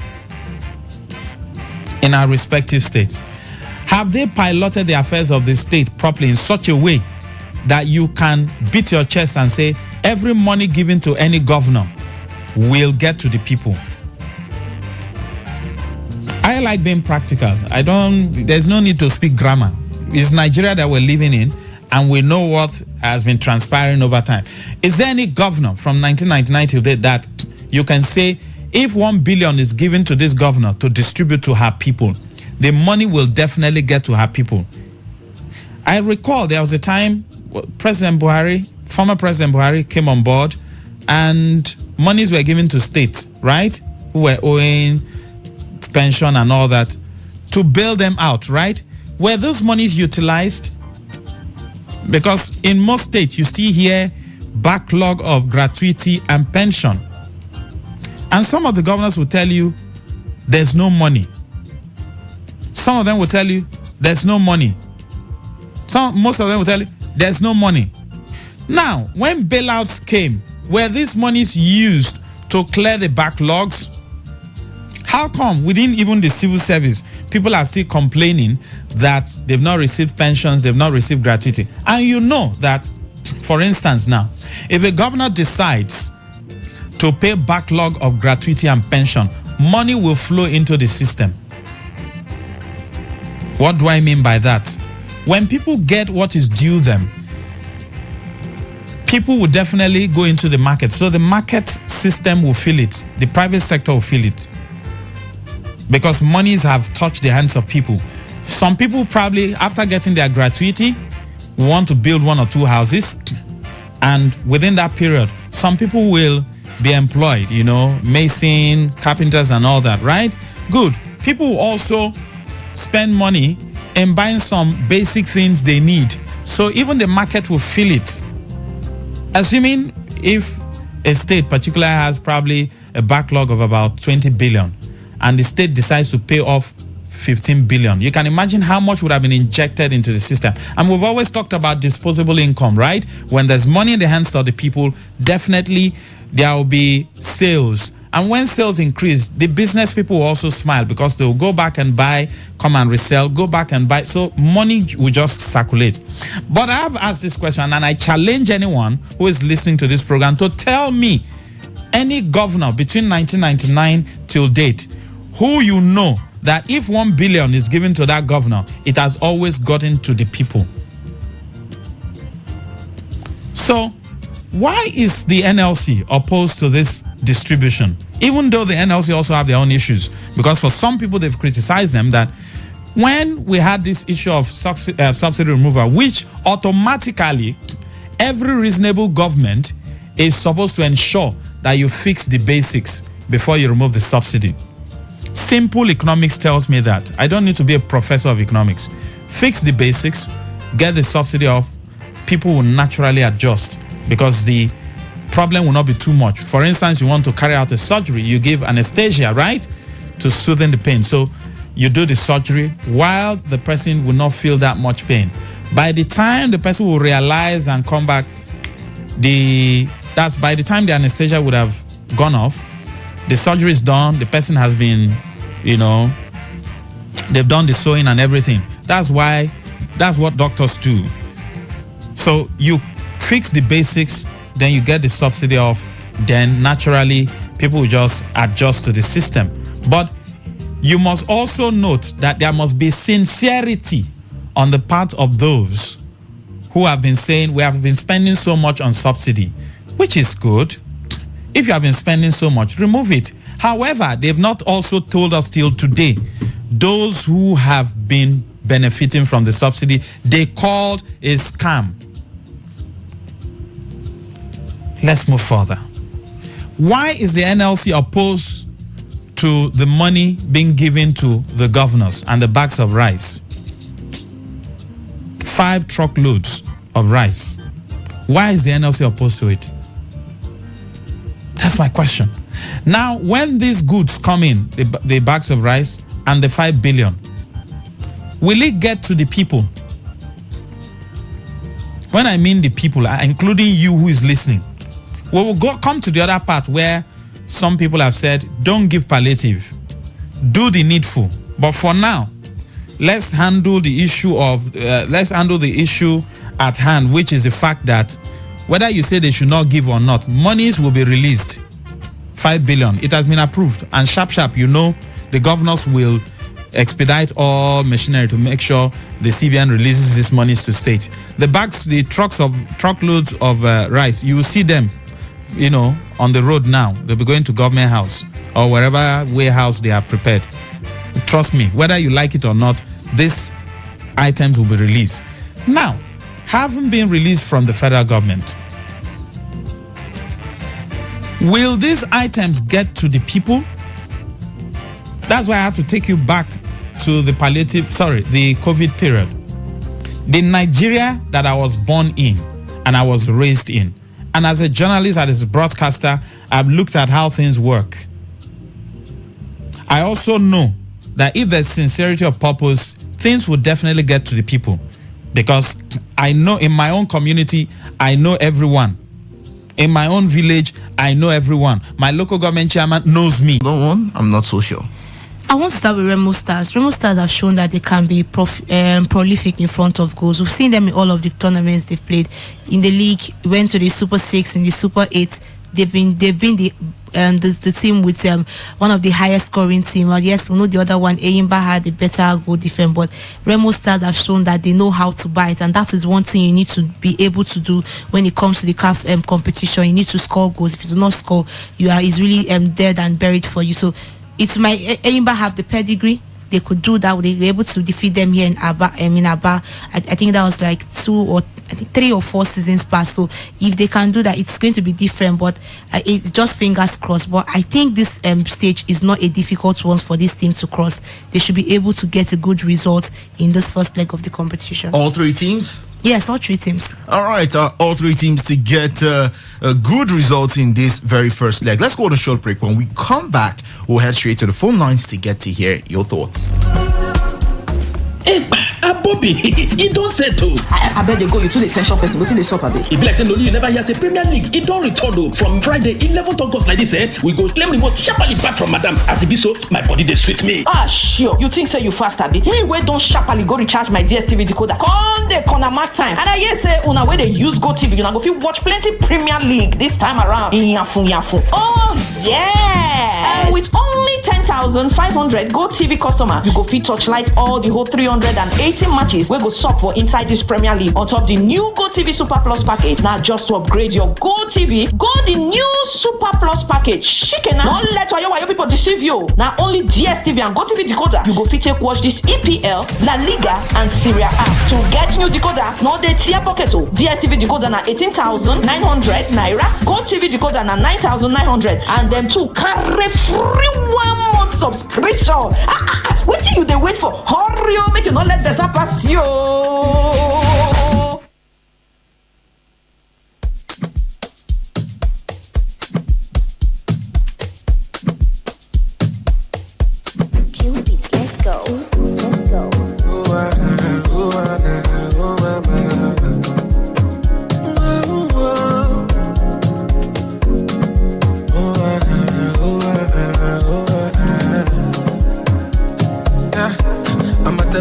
life if you understand me or not. Misunderstand. Welcome back to the show. It is today's Sports Night, the fan special edition of the show. And we're going to the phone lines to get your thoughts. We've talked about Toby Amuson and, well, the fact that she's no longer suspended. She's going to be defending her title. We talked about the MPFL partnership with La Liga that will see All-Star 11 travel to Spain and compete against some La Liga sides, according to the Benga Elegbele, the CEO now of the league management company. We also talked about the games to look out for this weekend in the CAF competitions involving Nigerian teams from Bayelsa Queens to Remo Stars, Eyimba, and even Delta Queens to Eyimba, Remo Stars, and Bendel Insurance. How about John Obu, the chairman of Abia Warriors, saying for every time the club draws a game, the players will pay him 40,000 naira. Let's get your thoughts. 0817 0000951 and 0810 9510951. Good afternoon. Let me do like my friend from Bayelsa that always starts with laugh. Welcome to the show, Apostle of Love. It's not lost a comedy. Today is a comedy. Yeah. Welcome to the show, sir. My name is no photocopy. I call you from Ruby. No photocopy. You're welcome. Let me be very brief because there are a lot of people that will say something concerning one of your headlines. John Ubu, as a matter of fact, should withdraw that statement because of it does not hold water. This is Nigeria. There are things you don't say in public so that you not fall those guys to do what they don't supposed to do. That is in one hand. Then in the other hand, for Tunde Musin, it's a welcome development because of nobody had ever have, maybe they have, but I don't see a lot of people that they need that always go to for suspension. But I thank God that his own, her own favor they have. It's a welcome development. Then that Nigerian player is going to Spain. The welcome development as well because this is what we've been praying for, looking for. They should also add the coaches too. They need refresher courses and the referee. I think it's a welcome development. Thank you. Thank you so much. No photocopy from Rumigbo for your contribution. Keep it coming. 0817 0000951 or 0810 9510951. Alternatively, you can send in your text or WhatsApp message to the number 0701 933 9962. You've got Remo Stars up against Mediama SC of Ghana at the Cape Coast Stadium this weekend. We've got Delta Queens taking on the United Armed Forces team of Burkina Faso, and you also have got Eyimba up against Al Ali Benghazi. Which team am I leaving out? Is there anyone I'm leaving out? You've not called Bendel Insurance as well. So those are the four teams in the country that will be battling it out this weekend. Let's get your thoughts. Hello, welcome to the show. Hello. Oh, silent caller. Let's hear from this caller. Hello, good afternoon. Hello. Hello. Okay. Well, let's move on now while we try to get that sorted out. We will be moving on to the Premier League, of course. There's so many big games to look out for. But before we talk about the matches, there's been some buys and some deals concluded in the past 24 hours thereabout. For Romeo Lavia, officially a Chelsea player. He's been unveiled by the club. And Liverpool.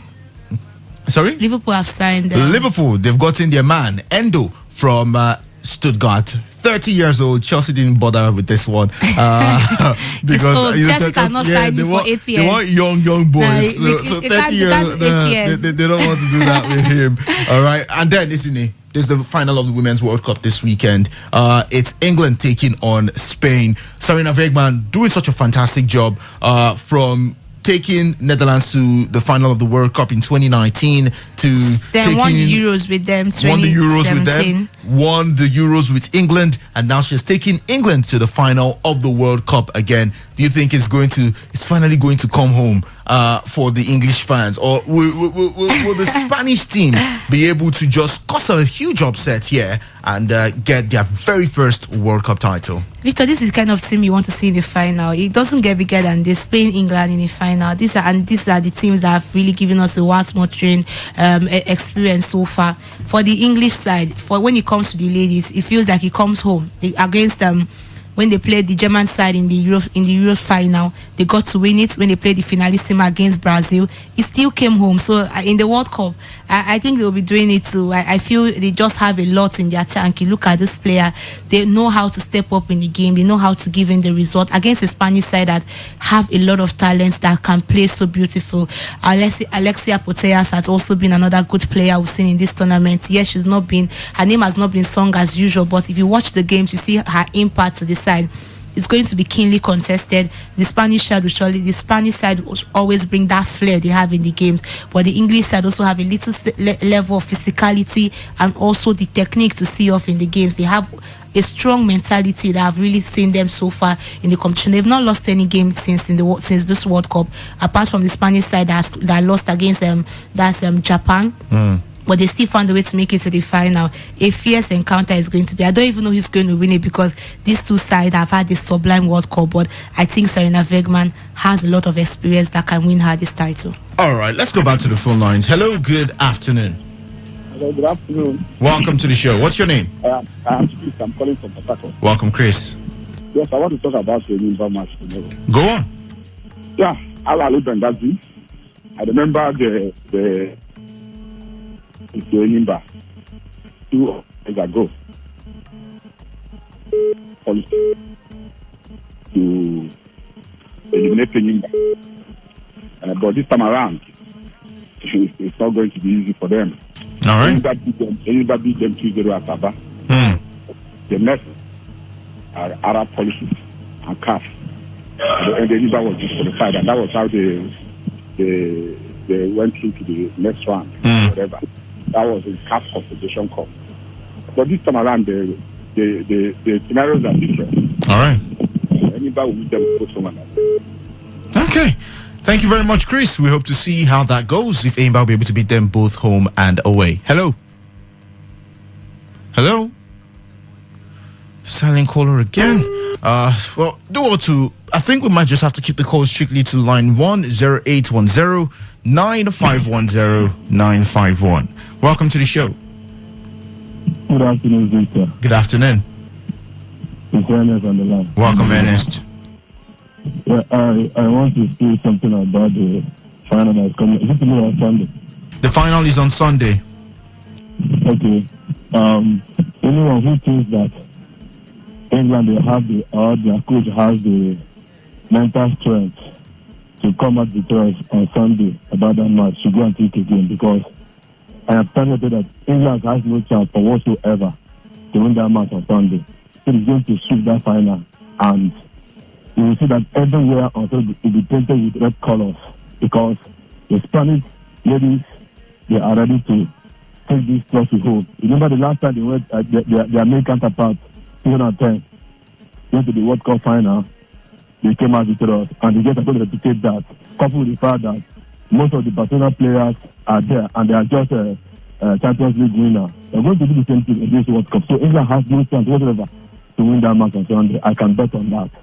Then for our ladies that are playing in the African Champions League, whatever, well, they just need to put their hearts together and see off these days, because if they should continue with this African mentality, it will be hard to win a match. But when they try to do their best to make sure that they see off games, I think they are going to do well. All right. It's not going to be every time African countries come back to after a group stage. No, now come on, we have to go beyond the level of group stage and getting something in the continent. Thank you. Thank you very much, Ernest, for your contribution. All right, still silent caller there. Let's check out some text and WhatsApp messages. Here says, my name is Ima. I think what Abia Warriors are doing is a welcome development. Even if they are getting relegated, I feel Chelsea should also implement it. I don't know if you've been... I don't know if you're being comical or if you're serious. Yeah. This one says, good afternoon. I think the Nigerian teams will pull up good results, and that Abia Warriors chairman, wow, he should calm down. Kinikachi Ovunwo, the Barcelona Prime Minister from Roma Holu, sending this message. So let's take a look at the games to look out for this weekend in the Premier League. You've got Nottingham Forest facing Sheffield United tonight. Fulham will face Brentford. Liverpool up against Bournemouth. The game between Luton Town and Burnley has been postponed. So we've got Wolves taking on Brighton and Hove Albion. Tottenham Hotspur will face Manchester United. Manchester City up against Newcastle United. Aston Villa versus Everton. West Ham versus Chelsea. Crystal Palace up against Arsenal. So those are the matches in the Premier League. So let's start off with perhaps the biggest game of the weekend. Tottenham, Man United, and Man City, Newcastle United is in a for the Tottenham side. Well, it's a new manager adapting to life without Harry Kane, and then Manchester United, they were able to narrowly scrape that 1-0 win against Wolverhampton Wanderers last week. How do you see this game ending for the two teams? It's going to be a keen one. I think it's going to be one of the fiercest encounter we'll be seeing for match day 2. Manchester United, we saw how they played their first game of the season against the Wolverhampton Wanderers side. A poor display for me. They secured all 3 points by whiskers, because if the VAR had done a job, they would have shared the spoils. It would have been a draw for United. But that's another lesson to have been learned by Eric Ten Hag, and we'll have to see how it's going to play. A new Tottenham side with Ange Postecoglou, a different to look out to. No Kane again in this side, but if you look at the history of this game, United have always had an edge. They've not been defeated at the Tottenham Hotspur Stadium. That's their new ground since they went there 2019. United have never lost there. It could still be history repeating itself, or Tottenham and kind of changing the tides, but I think Manchester United would have a bigger stake in this game. Yes, it's away from home, but we've seen them do this kind of things before, but you never can tell. The season is just starting. Some teams have not really gotten to their groove, so any team can take the day.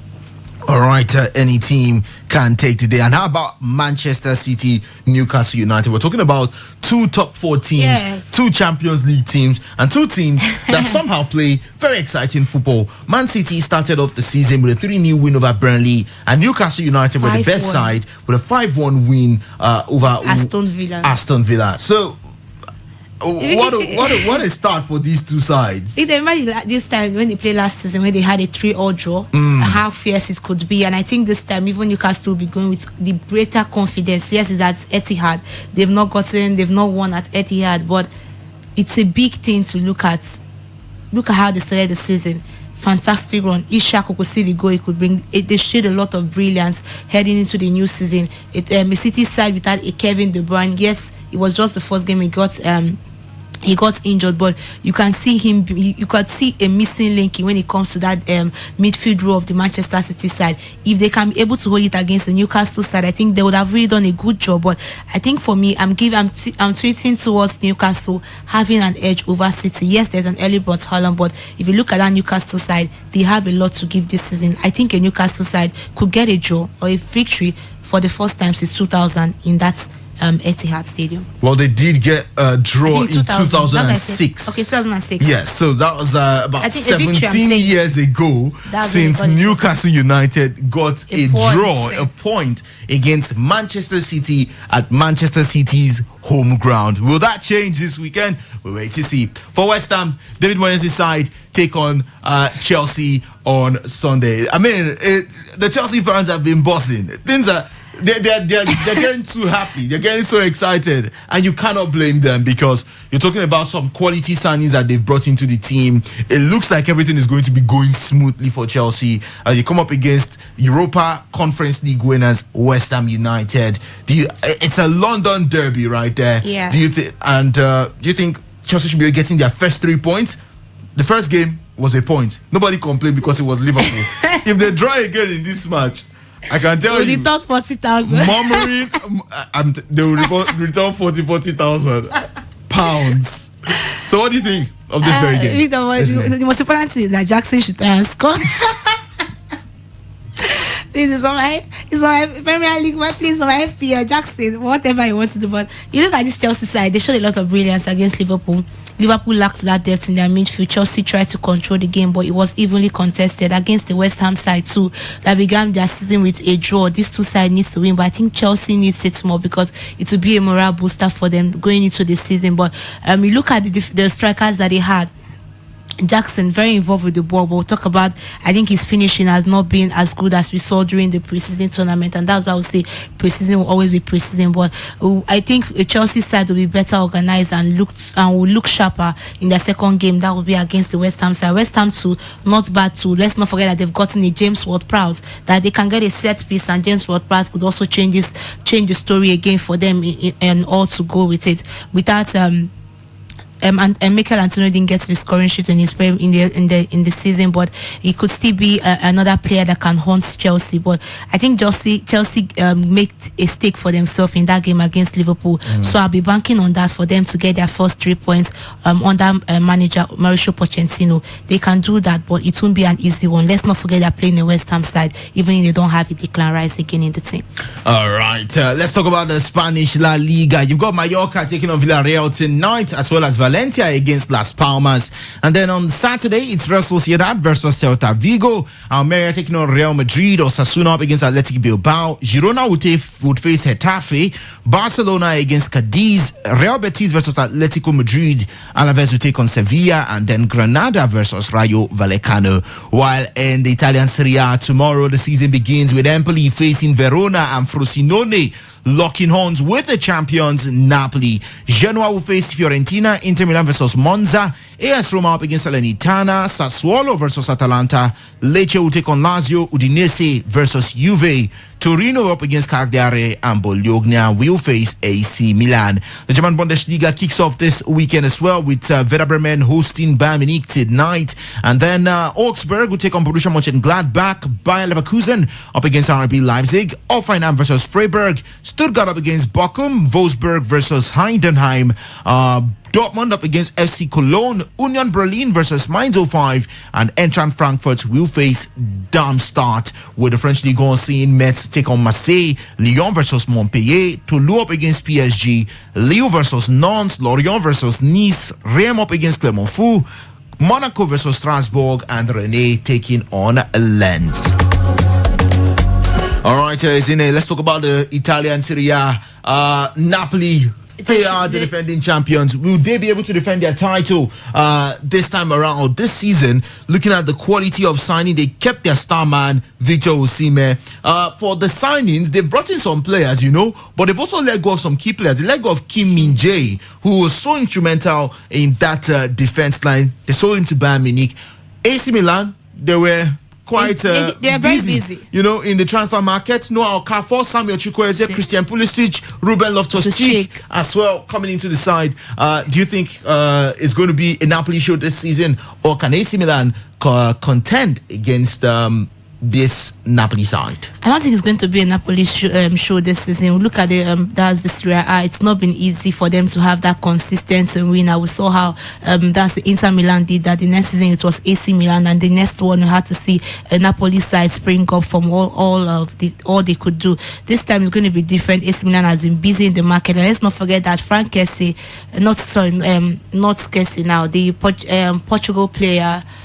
Rafael Leao extended his contract too with the side, so it's going to be a compact side. Yes, they won't be having a Zlatan who has already retired, but from what they were able to do last season, I think they'll be a big force too against the likes of Napoli. So it will be keenly contested. I don't think we'll see the league being won as early as we saw it last season. How we saw how Napoli was able to bring in that large gap, that margin in the league. So I just want to see what Samuel Chukwueze is going to bring to the AC Milan side, and for Napoli. they have no reason not to win that first game. At least Victor Osimhen should get back to his scoring sheet and make sure he stakes a claim again and win the highest goal scorer when it comes to Serie A. The Capo Cannonieri Award. He did win it last season. Can he do it again this season? We'll leave that to you. 0810 9510 951 0810 9510 951 or 0817 000951. Let's get your prediction for the games to be played this weekend. We did reel out those matches from the top 5 European leagues. Meanwhile, we've got some messages here. Kenneth Davidson Stewart from Okobo Town says, good afternoon, Victor and Nezine. Please, your all-star MPFL team about going to Spain. What positive effect will this have on our league? What we are expecting is our league to be on the screen. I mean, they've promised that the league will be on the screen this season. So that's for the end of the season. Now. You know? This one says, as for John Obu, Abia Warriors chairman, he's joking. Please let someone call to order because that idea is barbaric. All our clubs on the continent will also win their matches. Thank you very much for your message. And here says, good afternoon to you all. I don't see England winning this tournament. Spain will win it. As for Eimba, I see them going far in this competition. Skifu Peru from Iche sending that message. Let's go back to the phone lines. 0810 9510 951 or 0817 000951.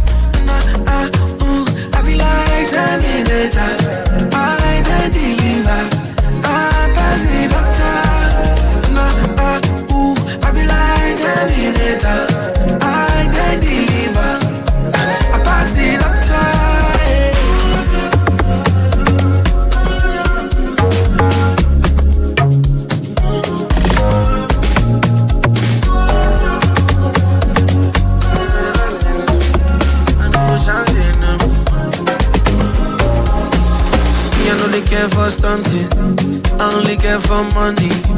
I never care for perfect. Hello.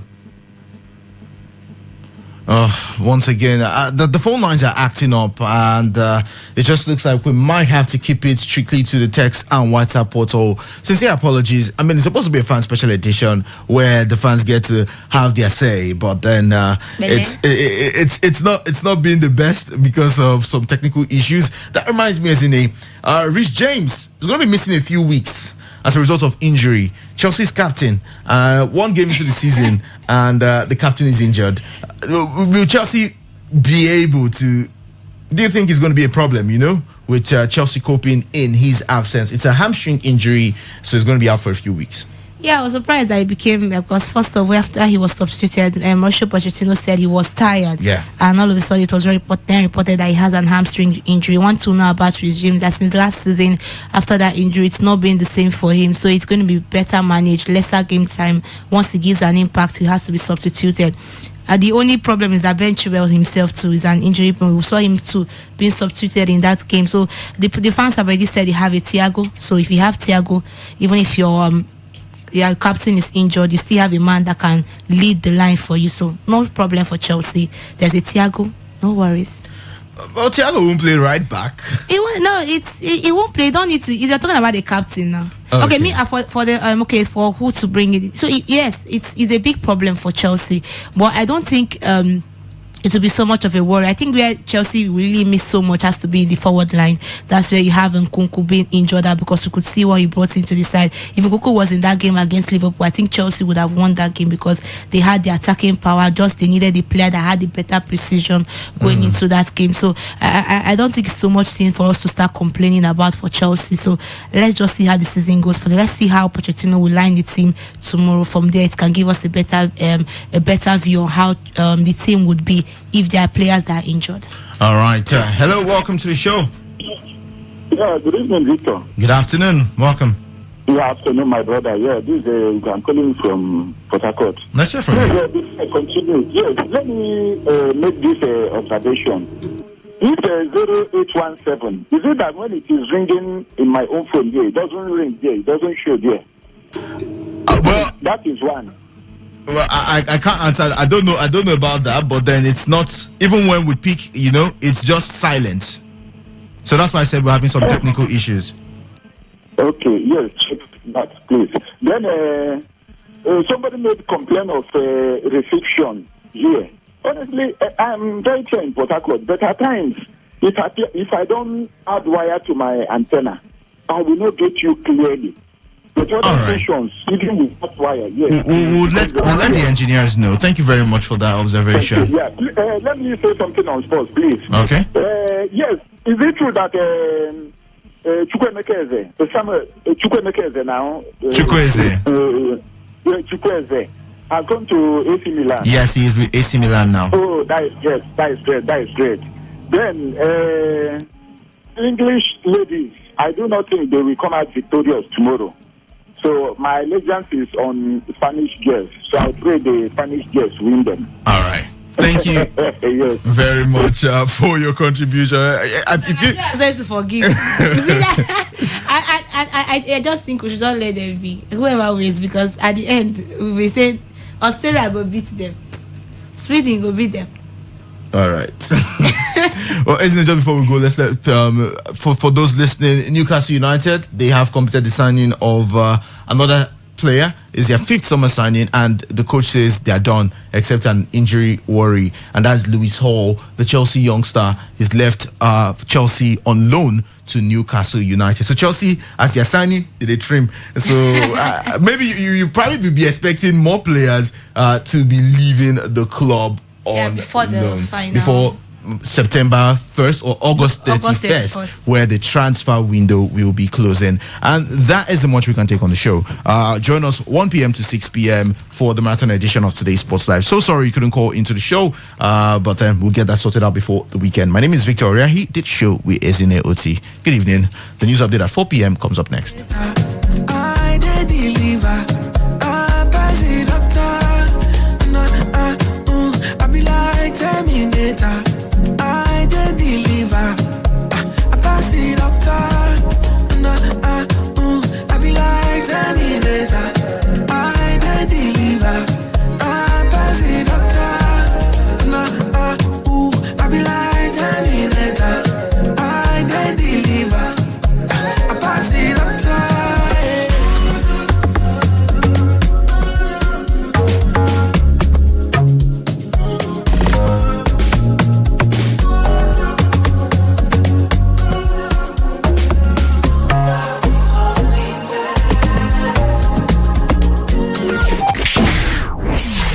Today, 95.1 FM, Port Harcourt.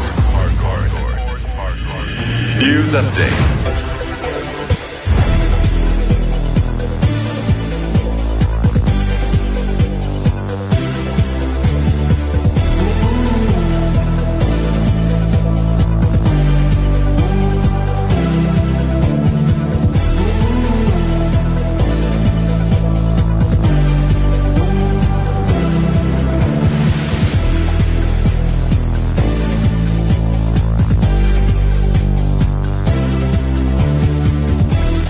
Good evening. Thanks for joining us. The news update at 4 on Today 95.1 FM. I'm Lucky Maxwell.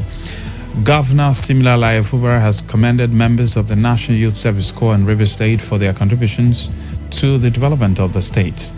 The governor made the commendation during the swearing-in ceremony of the 2023 Batch B Stream 2 Corps members deployed to the state. He assured the Corps members that his administration was fully aware of the challenges facing them and is doing everything necessary to help them overcome them. The governor was represented by the Permanent Secretary, Cabinet Bureau, Office of the Secretary to the State Government, Hamilton Amadi, and joined the Corps members to continue to play pivotal roles in nation building by offering selfless service to improve the well-being of all citizens. A public affairs analyst and community relations consultant, Pat Obiane, has applauded the decision of President Bola Tinubu to scrap the Ministry of Niger Delta Affairs. Obiane, however, called on the president to review the law establishing the Niger Delta Development Commission so as to make it more transparent, efficient, and effective. He spoke during an interview with Today FM on the creation of a Ministry of Gas Resources. Pat Obiane said President Tinubu should have consulted with oil and gas-bearing communities before creating the new ministry. He, however, posited that what should be of more concern to Nigerians is if the new ministry would be allowed to function without interference. The defense headquarters says a total of 36 officers and soldiers were involved in an ambush and the crash of the Nigerian Air Force helicopter on Monday in Niger State. The Director of Defense Media Operations, Major General Edward Buba, revealed this while briefing journalists yesterday. Buba said that 3 officers and 20 soldiers paid the supreme price in the ambush in Zungeru area, while 7 were wounded in action. He explained that the NAF helicopter was on the mission to evacuate the deceased and wounded troops when it crashed in the Chukuba area of Shiroro local government area of the state. On the foreign scene, members of the Niger junta have reportedly begun to evacuate their families to Burkina Faso and Dubai over an imminent invasion by soldiers of the Economic Community of West African State. A source familiar with the move said the exercise was reportedly carried out at the country's Agadez airport a few days ago, and it involved Gulfstream G550 jets. The move comes after ECOWAS said it was ready to intervene militarily in Niger Republic if diplomatic efforts to persuade the ruling military junta, which ousted President Mohamed Bazoum in a July 26 coup to restore democracy in the country, failed. The authorities in Georgia said they are investigating threats against members of the grand jury that indicted former United States President Donald Trump and 18 of his allies. According to a report, the personal data of the 23 jurors and 3 alternates, including images and addresses, was published on various fringe websites, some with ties to right-wing conspiracy theories. Fulton County Sheriff Pat Labatt's office said that investigators are working to trace the origin of the threat after the names of the grand jury members and other personal information were posted online. The sheriff's office said other local, state, and federal law enforcement agencies were assisting. And that's the news update at 4 on Today 95.1 FM. Good evening. I am Lucky Maxwell. The platform comes up next.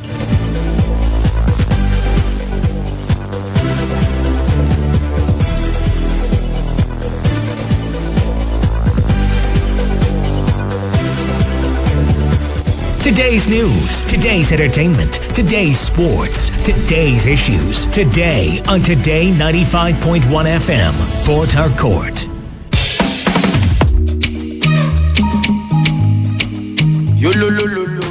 Government tell us say police now our friend. I remember what my papa tell me. He say make I mind who I dey call my friend.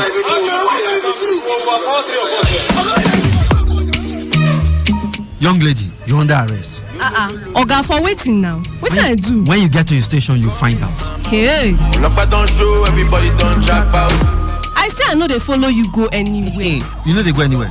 Go and ask about Officer Mark. You see, if I deal with you, nothing will happen. Nobody will question me. I will deal with you. Oga, leave my clothes now. Wait. You won't take care of me. Do you have 200,000? 200,000 for what now?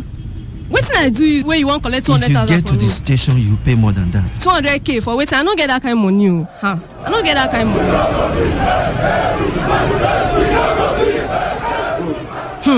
Oga, remember, you were once like us before you got into force.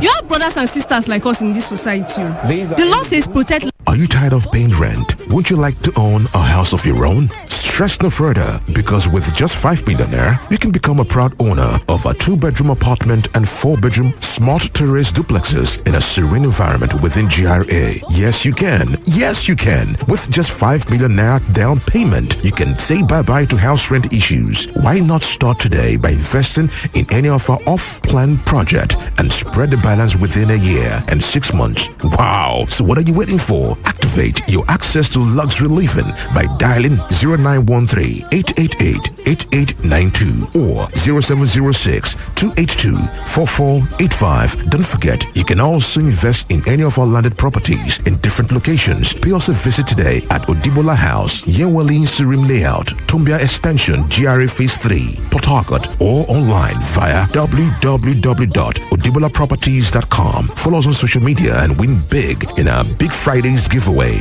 Facebook at Odibola Property, IG Odibola Properties, and Twitter Odibola Properties.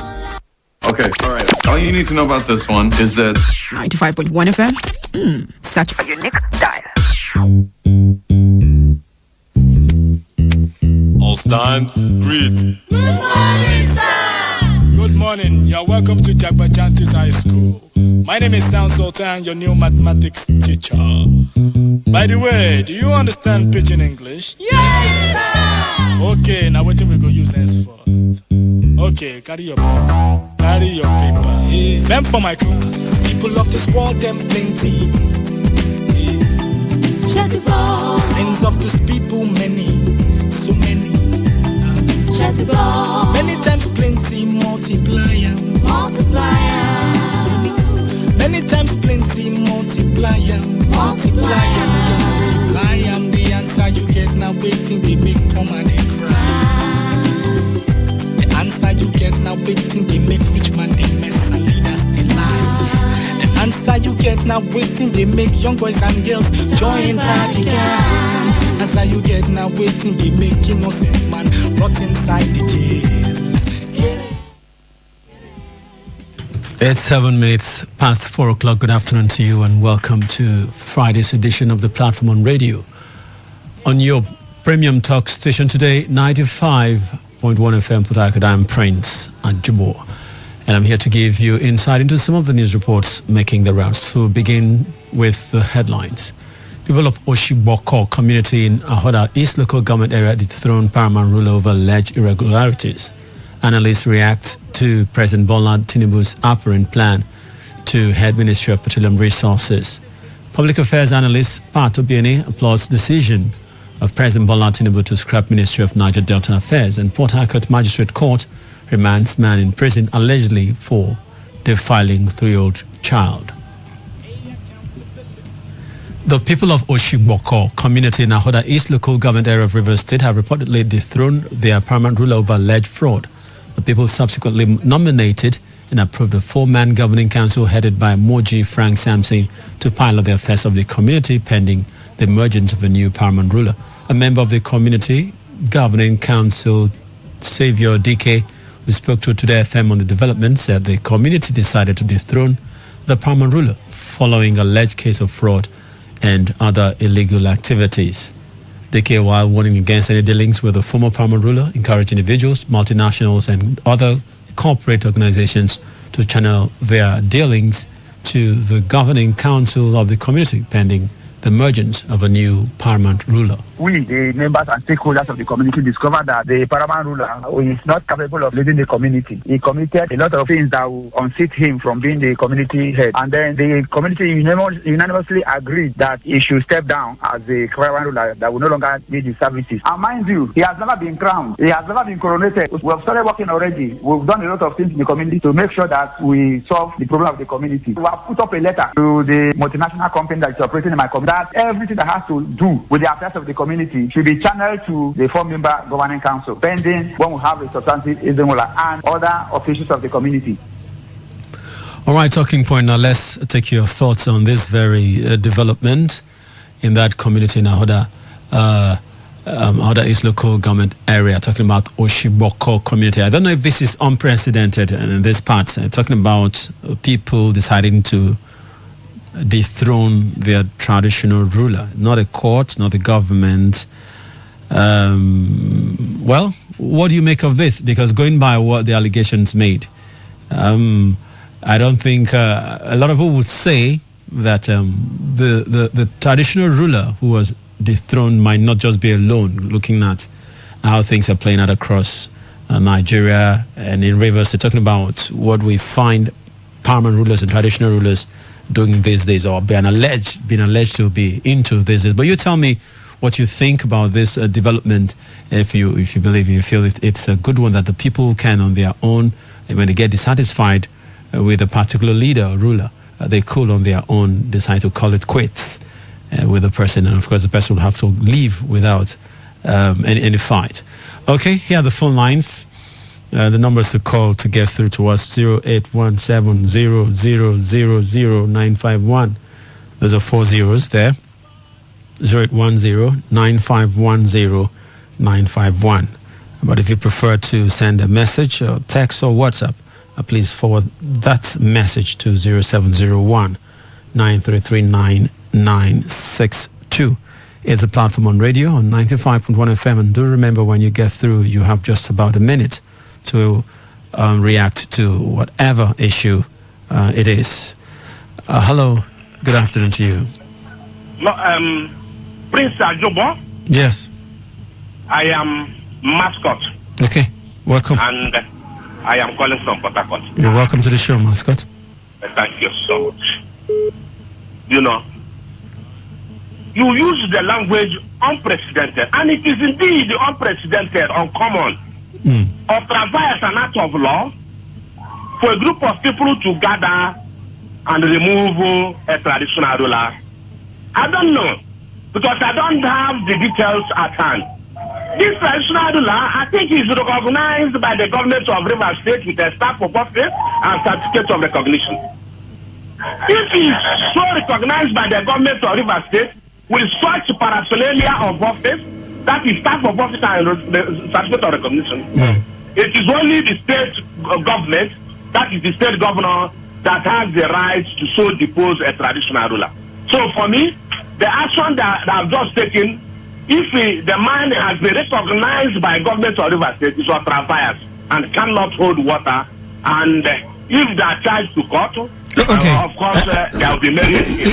Let me take you there. There's a difference between a ruler appointed, a traditional ruler appointed by government, and the one recognized by government. Are they the same thing? You know, I am from Imo State. Okay.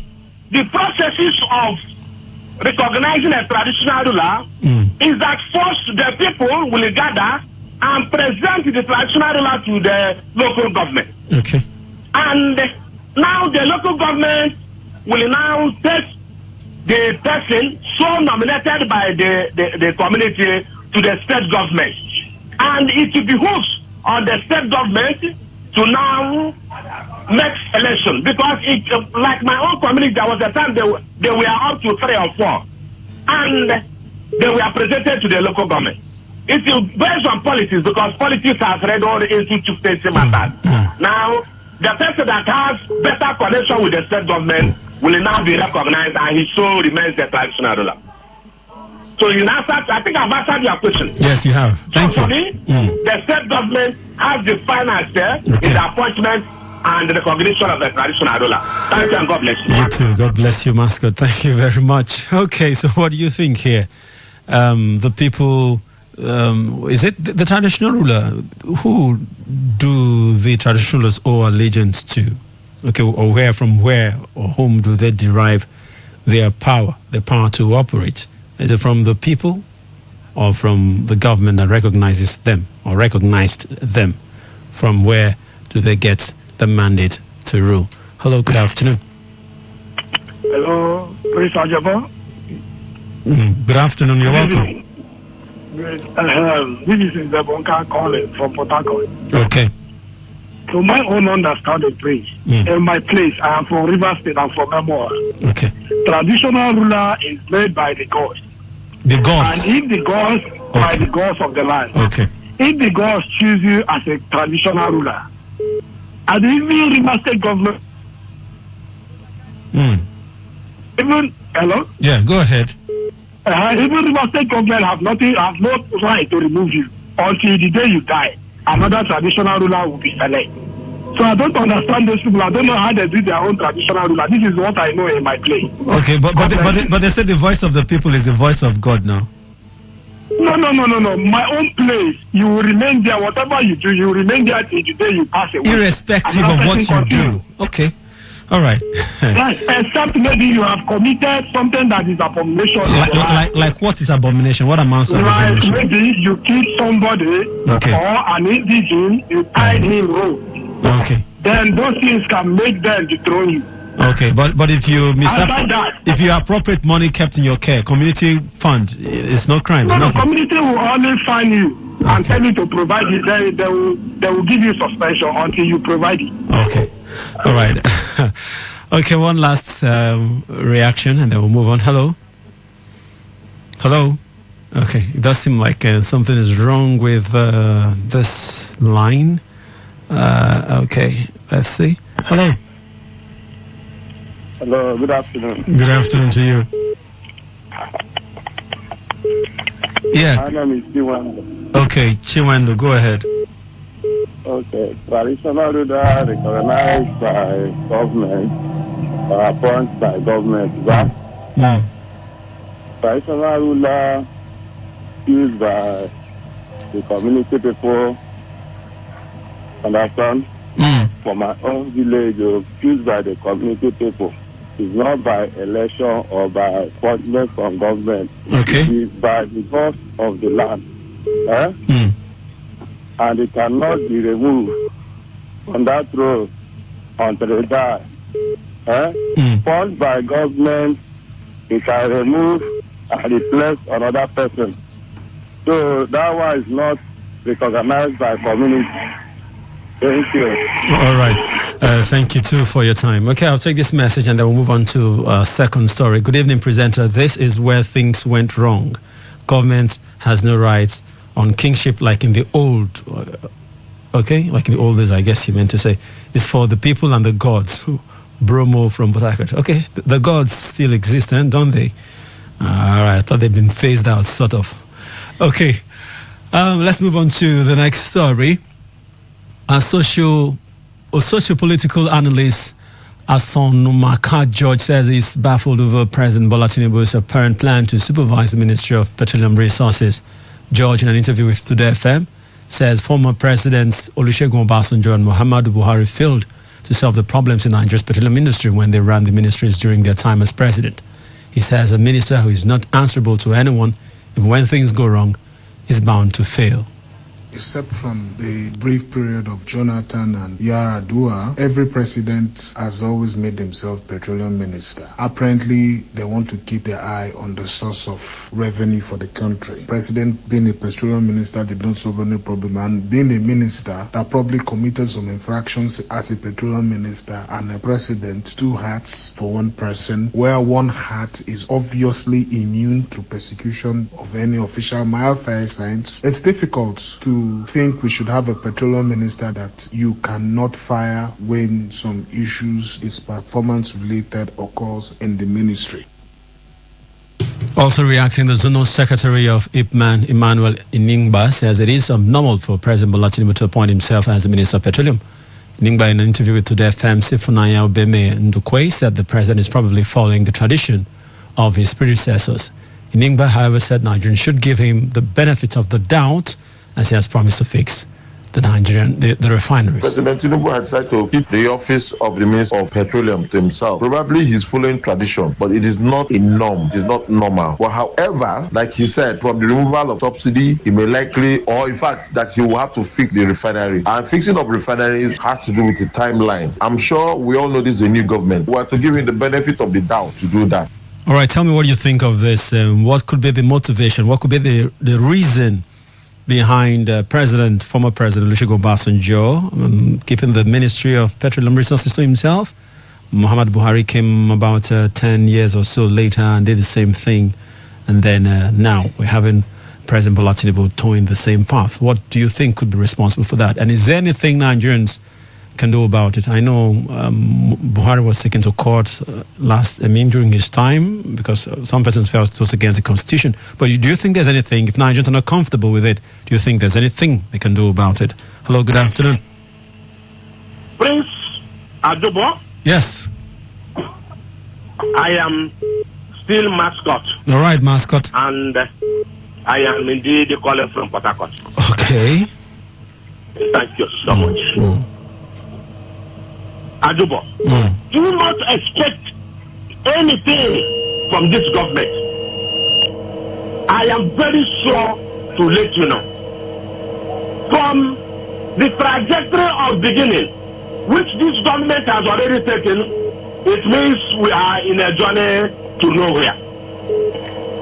I'm telling you, even to keep the Ministry of Petroleum, what is it so special about the Ministry of Petroleum if not to loot the treasury? Since 1999, this president have continually kept the Ministry of Petroleum to themselves. What have they achieved?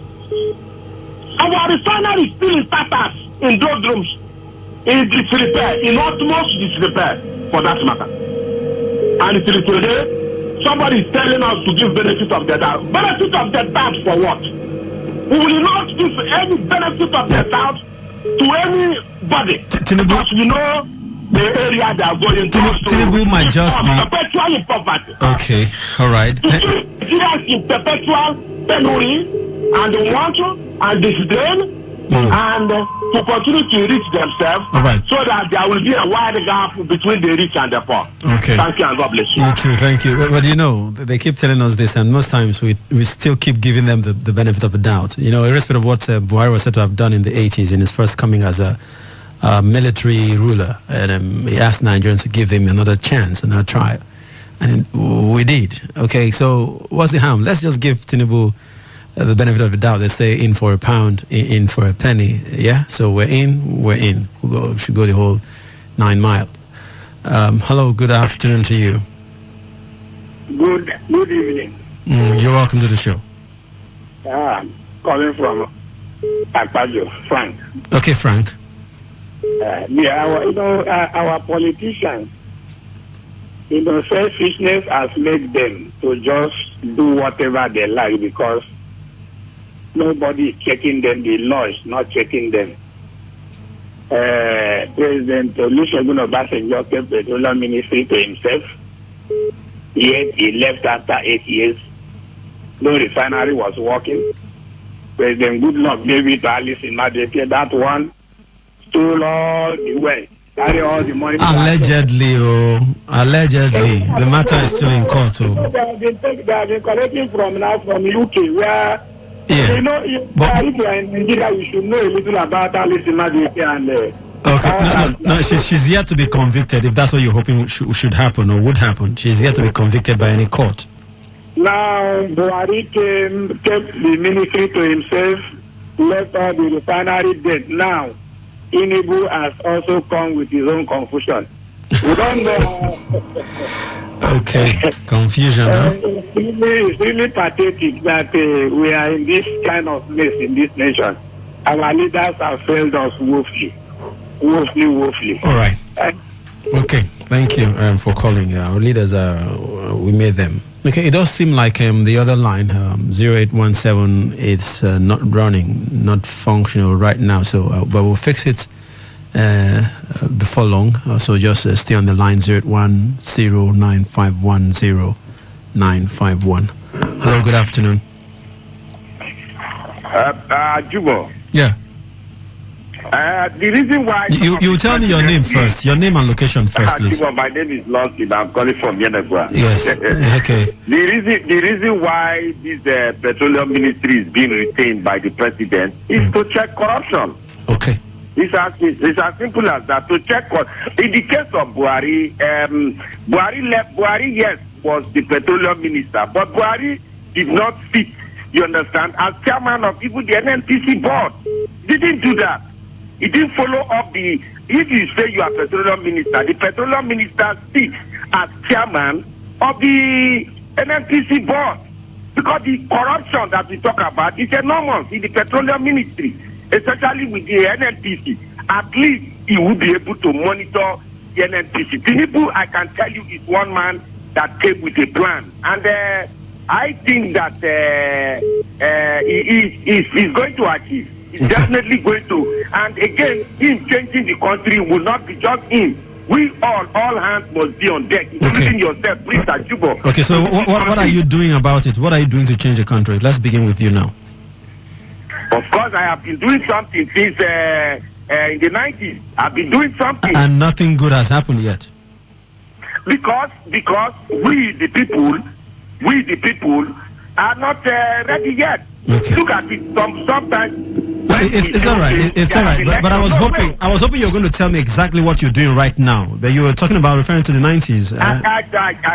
Prince Ajubo, I don't need to reveal that to you. Okay. But I've been doing that. No, you could inspire people like me because I don't know what to do. I have nothing to do. I'm jobless and idle. So I was hoping you would help me. You also have something to do by informing the public properly.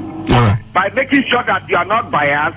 You understand? When you inform the public. Okay, so I'm already doing my own.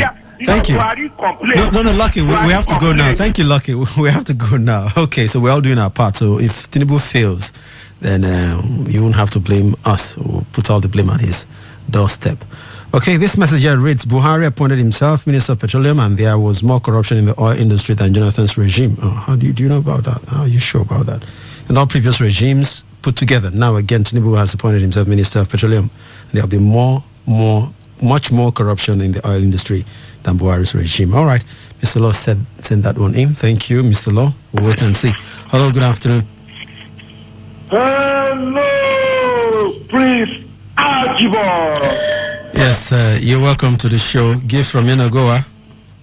No. This is the famous Mr. Sam. You always just mistaking me. Okay, you sound like him. You start like him.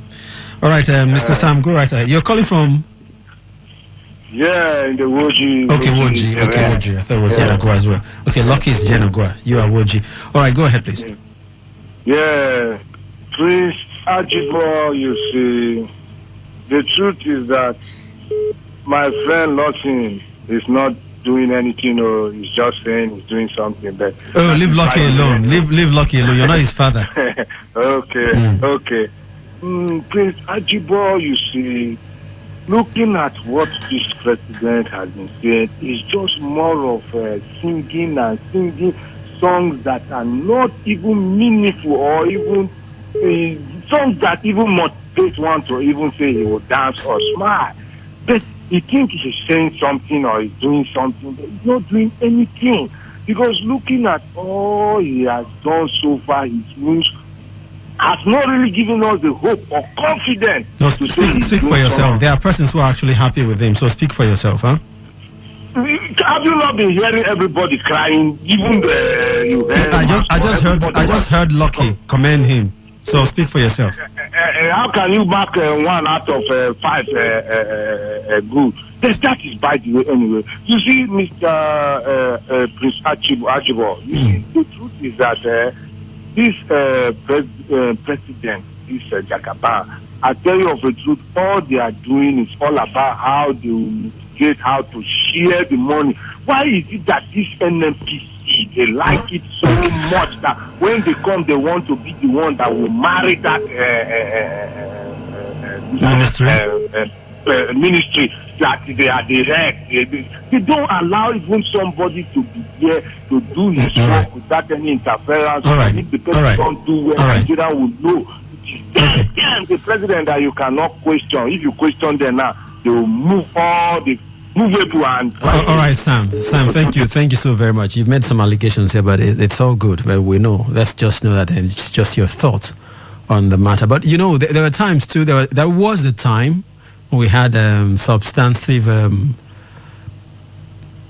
ministers. Okay, at the time of design analysis, not too far away. But what happened still happened. You know, and these things will always be. Whether the president gets to man that ministry or some other person, Nigerians will always not be satisfied with how it turns out.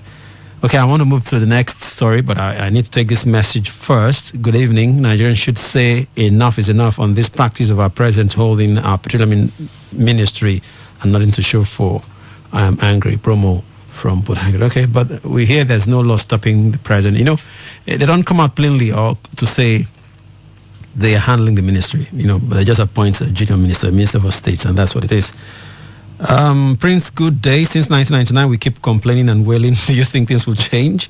We keep lying to ourselves. Let's keep deceiving ourselves. Tinubu keeping the petroleum ministry to himself. He should continue. Buhari did it, and see where we are in our petroleum sector. Something is wrong with a black leader.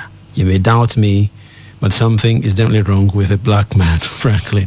Okay, I've also entertained that thought, but I think it has to do with our systems here in the continent, because black people, when they go to other places, they behave like human beings. But back here, they're leaders. But I don't think it has to do with our DNA or just being black, the color of our skin. I think it has to do with the environment and our orientation and all that.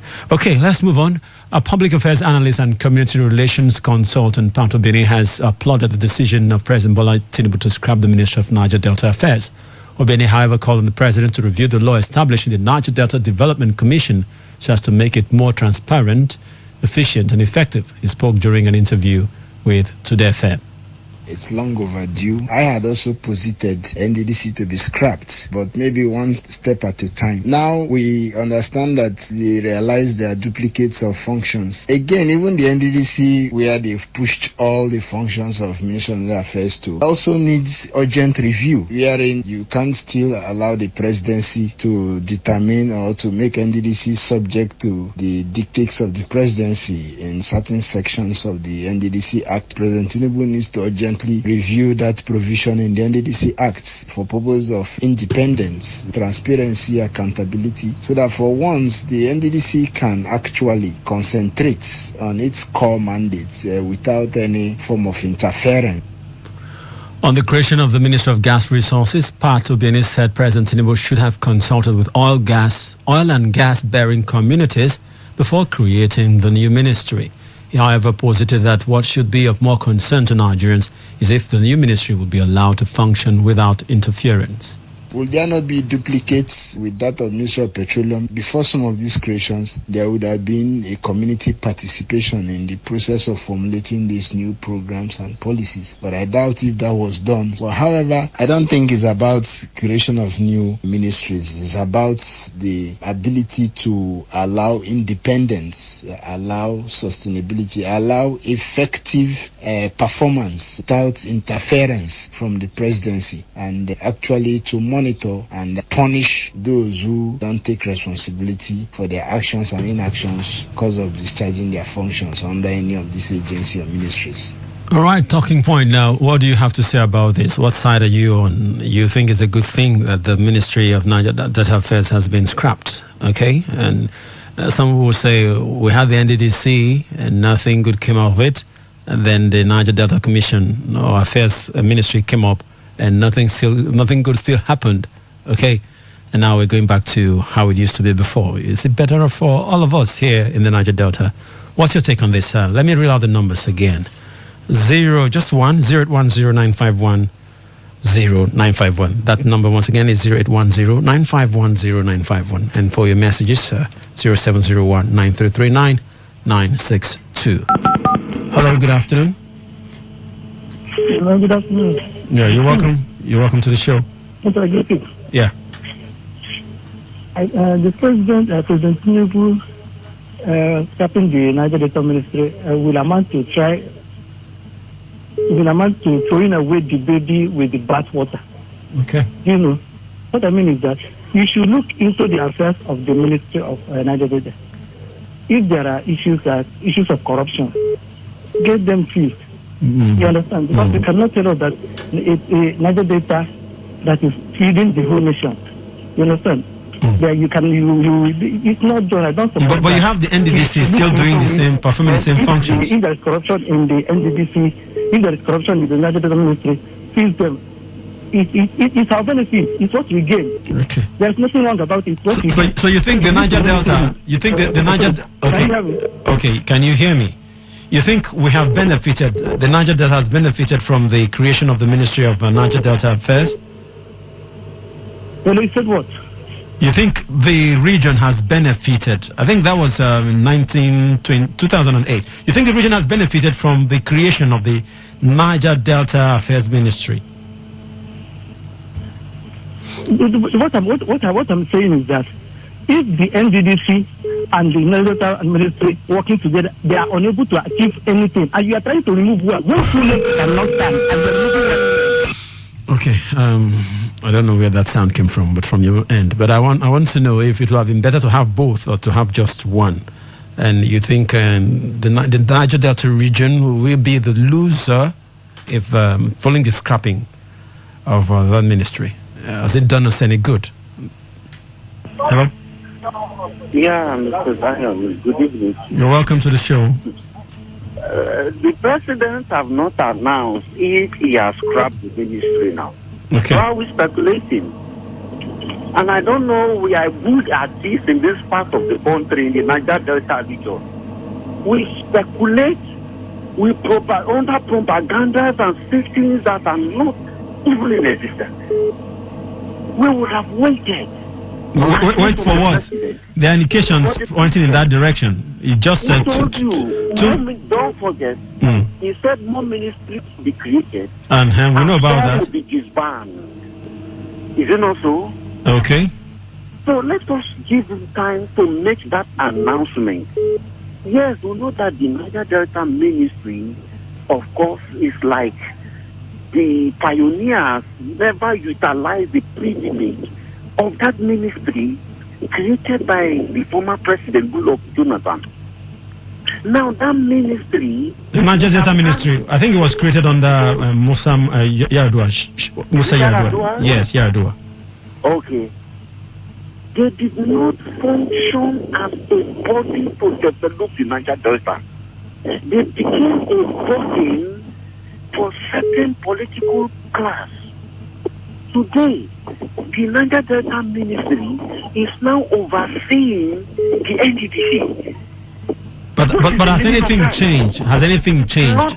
No, they brought in confusion and problem. And all this was the architecture of the former governor of Rivers State, Rotimi Amechi, who was the man that founded the NDDC to the Niger Delta Ministry. And we saw the problem. To a point, they wanted to even translate the NDDC to non-ministry. Hold on. You're saying Amechi moved the NDDC from the SGF to the Niger Delta? It was instrumental? Okay. Yes, it's instrumental to that. It was President Buhari that made that announcement. And it wasn't helpful to us. But if this present administration is going to scrap the Niger Delta Ministry, I would like it and make NDDC independent to be reported directly to the president. You don't think the presidency has too much on his plate already? He has the Petroleum Ministry, he has others. No, sir. All right. That body is already functioning. The NDDC is already functioning. All right, thank you. You understand? All they need is just a supervisory power from the president. All right, thank you. Thank you very much. And it is this supervisory powers or something that a lot of people are complaining about. But can we ever get anything right? I mean, can we ever get anything right? Seamless, a simple thing. But let's move on. We have 2 more stories to deal with. Okay, rather the last story. Okay. A Port Harcourt Magistrate Court sitting in Port Harcourt has remanded one David Alonge at the Nigerian Port Harcourt Correctional Center for alleged defilement of a 3-year-old child. In the charge sheet cited by Today FM correspondent Alonge, who is a teacher with a private school in Rumodumaya in Obiakpa local government area, is alleged to have defiled a 2 years and 11-month-old pupil by inserting his fingers and genitals in her private parts. Chief Magistrate Oge, following an existing legal advice from the Office of the Attorney General that such offence should be tried under Section 32, subsection 2 of the Child Rights Law of Rivers State, refused the suspect from taking his plea and directed that he be remanded at the correctional center. The magistrate therefore adjourned the case until the 6th of September for proper arraignment of the suspect at the State High Court. Okay, talking points. Okay, well, if you go through the news, TV, online, radio, you find out that there's a growing trend in crimes committed against young children. This matter I just read, this story I just read, is still in court, so it's yet to be determined if the suspect is guilty or not. So he's still a suspect, so we're not going to dwell on that, whether or not he's guilty or not. But the thing is this, there seems to be a growing trend in crimes committed against young children. Today I read about a man who killed his stepson, 4-year-old, because he was angry. He said he was angry about the little boy eating from his kitchen, as in, he's not my son, so why should I be taking care of him? And he did some terrible things to the boy bled to death. Okay, so there seems to be this growing trend. Terrible news everywhere about crimes committed against children. What do you think could be responsible for this?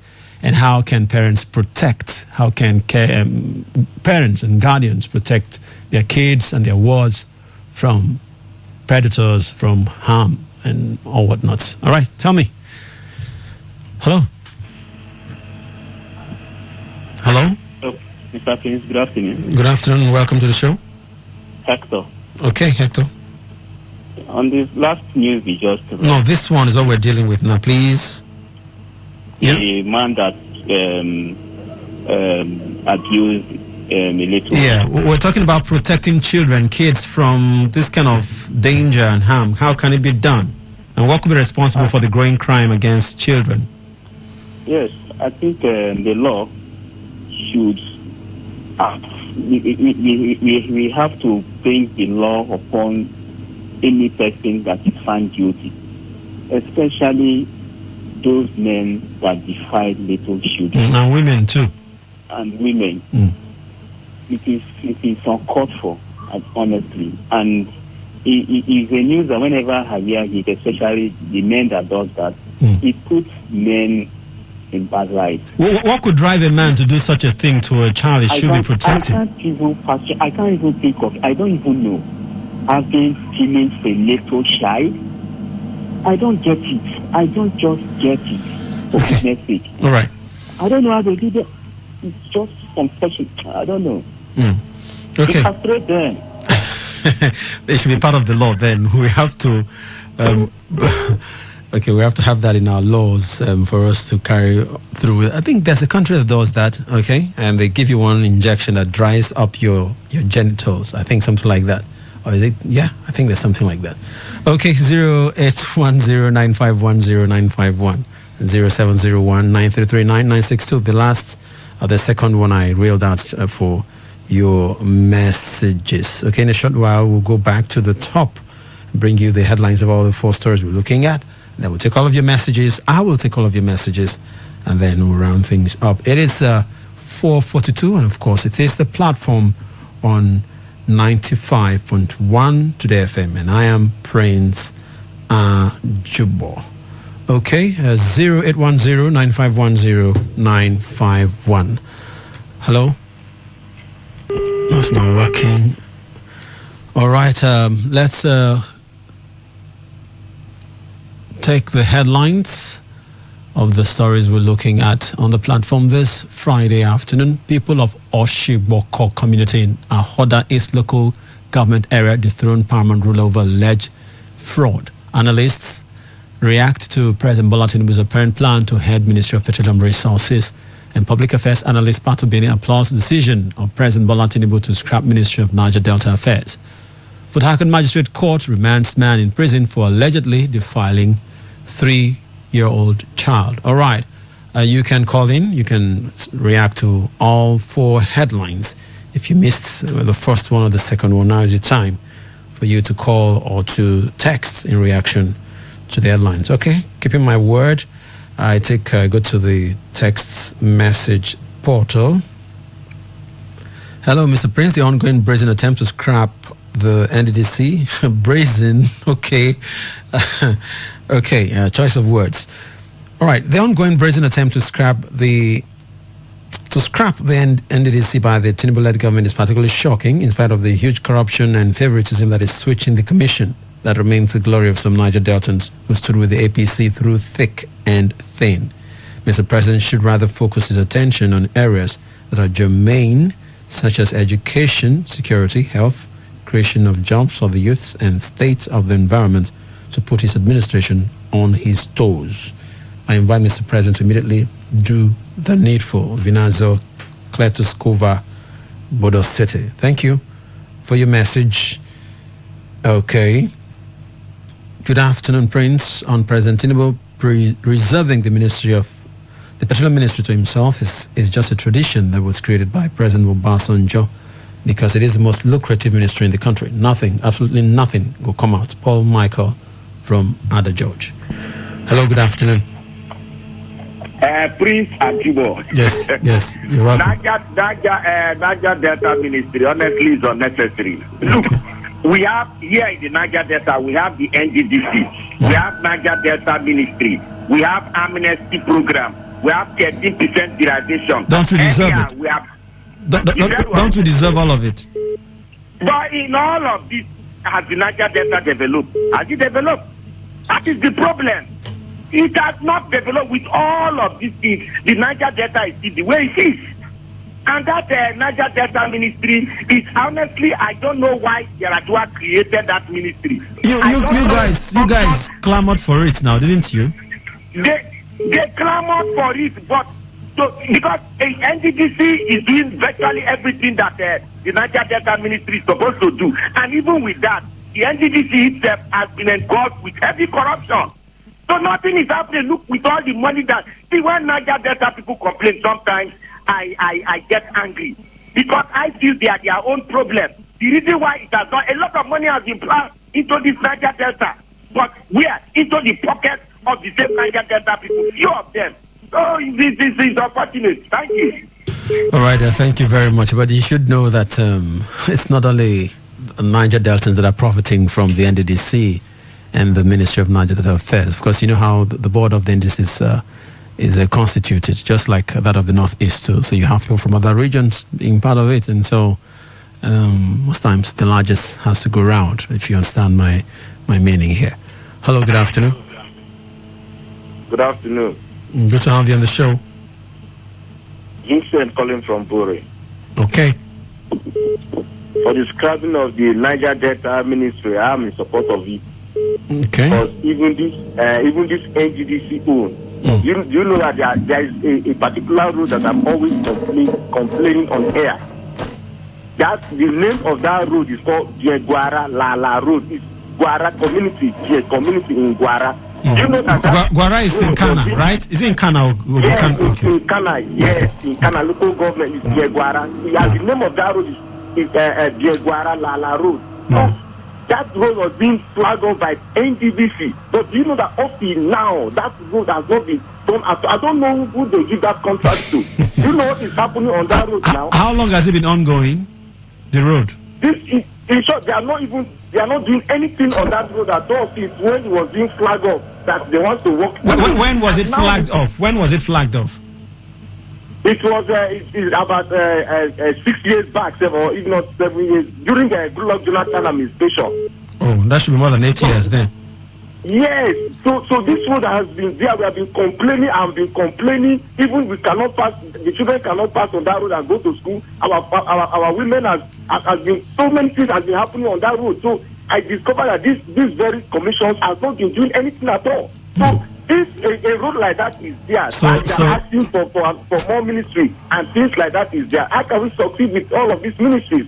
And they have been complaining, and nobody has come to inspect this very road. I'm telling you, just come and inspect it. Just call me that you are coming to inspect that road, and I will take you on that and see what is happening on that road. All right. So it needs to be scrapped. Okay. That is the truth.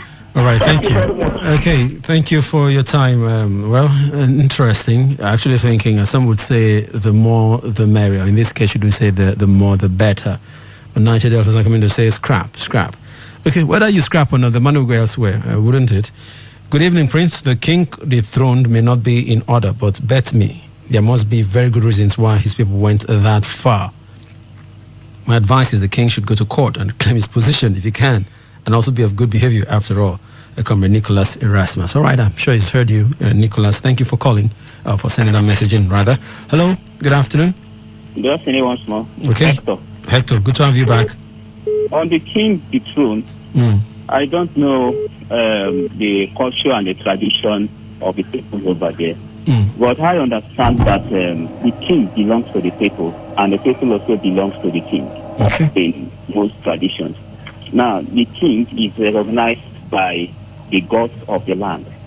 But in modern setting, there is this thing the government calls staff of the office, a kind of government recognition. But if in a situation or in an instance where the government withdraw their staff of office, they stop recognizing you, you still remain the king over your people. I have not, in my where I come from, government does not appoint king. Where do you come from? Traditionally, according to the culture of the people, there is a process. But the government recognizes. But the government recognizes. Yes, the government. That is a political recognition. Now. Okay, but so whether or not the government recognizes, the king can function, right? Yes, the king can function. Okay. Because it is a king over the people, and not an appointed government. Yeah. Then on the NDDC matter, the last time I checked, the government of Tinubu has not scrap officially or scrap the ministry. They are still speculating I could remember during Yaradua days when that ministry was created, I was listening to the likes of Annie Briggs and so many others. It's been long ahead from her. We are talking and also some were criticizing why the president then create Ministry of Nigeria Delta when we have an NDDC. So they are comparing and contrasting the jurisdiction of the NDDC and that of the Niger Delta. Yes, the Ministry of the Niger Delta, they have failed the purpose why the ministry is created. All right, thank you. But there are other states, other ministries which that are also not functioning. I think the main thing that we are lacking is sincere leaders. Okay, I need to let you go now. But thank you. I appreciate you calling in. Prince Ajobo, good afternoon. Let the law take its full course on that wicked man for raping. Okay, we're not talking about the man. The man has not been convicted yet. President Tinubu, as the petroleum minister, I'm hopeful that things will be done rightly and our refineries will be made to work under his able watch. Niger Delta scrapping is a welcome development. It makes no impact whatsoever. Thanks, Comrade Michael Jaja. Okay, we're still moving. Hello? Hello, Prince Archibald. Okay, finally. Good afternoon to you. Yeah, once more. Yeah. Prince Archibald, you see, talking about NDDC, who did the help even before talking about the DD and C? See, the truth is that what we need is accountability and to discipline those who are found wanting in every ministry. It's not about the minister of Niger Delta or minister of Niger Delta or know this or let us know those who are licking fingers with the money and teach them out and punish them severely so that it will serve as a deterrent to others that will want to behave. But we are not doing so. Every day we say my brother, my niece, my sister, my auntie, my uncle, and money will keep missing, and what that ministry is meant for is not achievable. It's very bad. We're also talking about this this traditional you were supposed not to be bringing their matters on radio because it's very, very embarrassing that in the 21st century some persons should be doing things the way I don't want to say in a primitive way, but it is not good. Is it greediness or I don't know what it's always causing their problem about they dethrone, they do this, they put this one, they don't put this one, they draw this one, they don't draw this one leg. I don't understand. But lastly, Mr. Maxwell, Mr. Prince Archibald, you've used up all your time. I'm time to let you go now. Thank you. Lastly, this issue of this raping and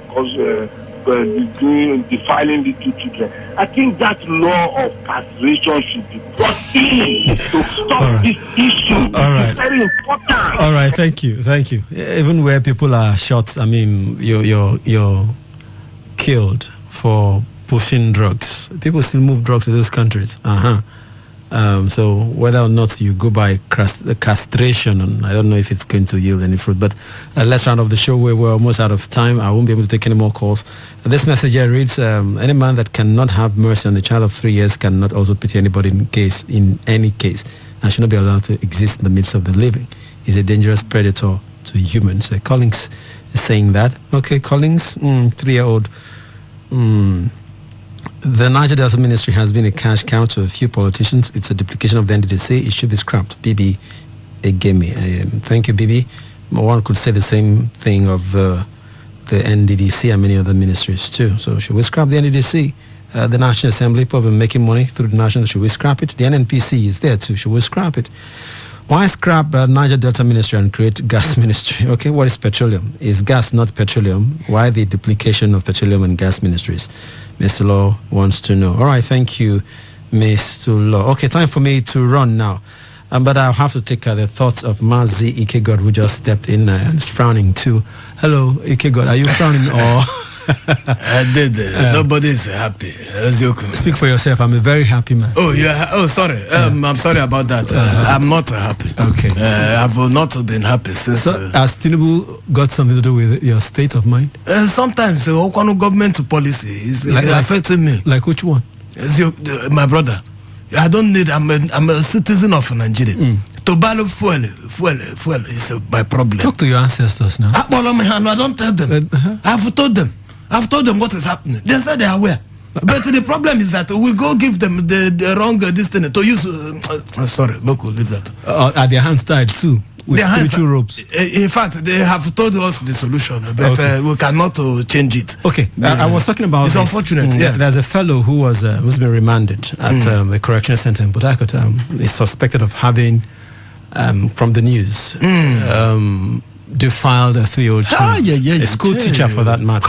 A child from the school, but we're not talking about that. The thing is, if you look at what's playing out, I mean, the news, you hear a lot of violence towards children. Adults who should ordinarily be protecting kids. They're the ones, preying on them. What do you think? What could be the reason behind this? Men, women behaving like this? Those men have. I hear some women do it too. Yes. What could be driving them? They are possessed.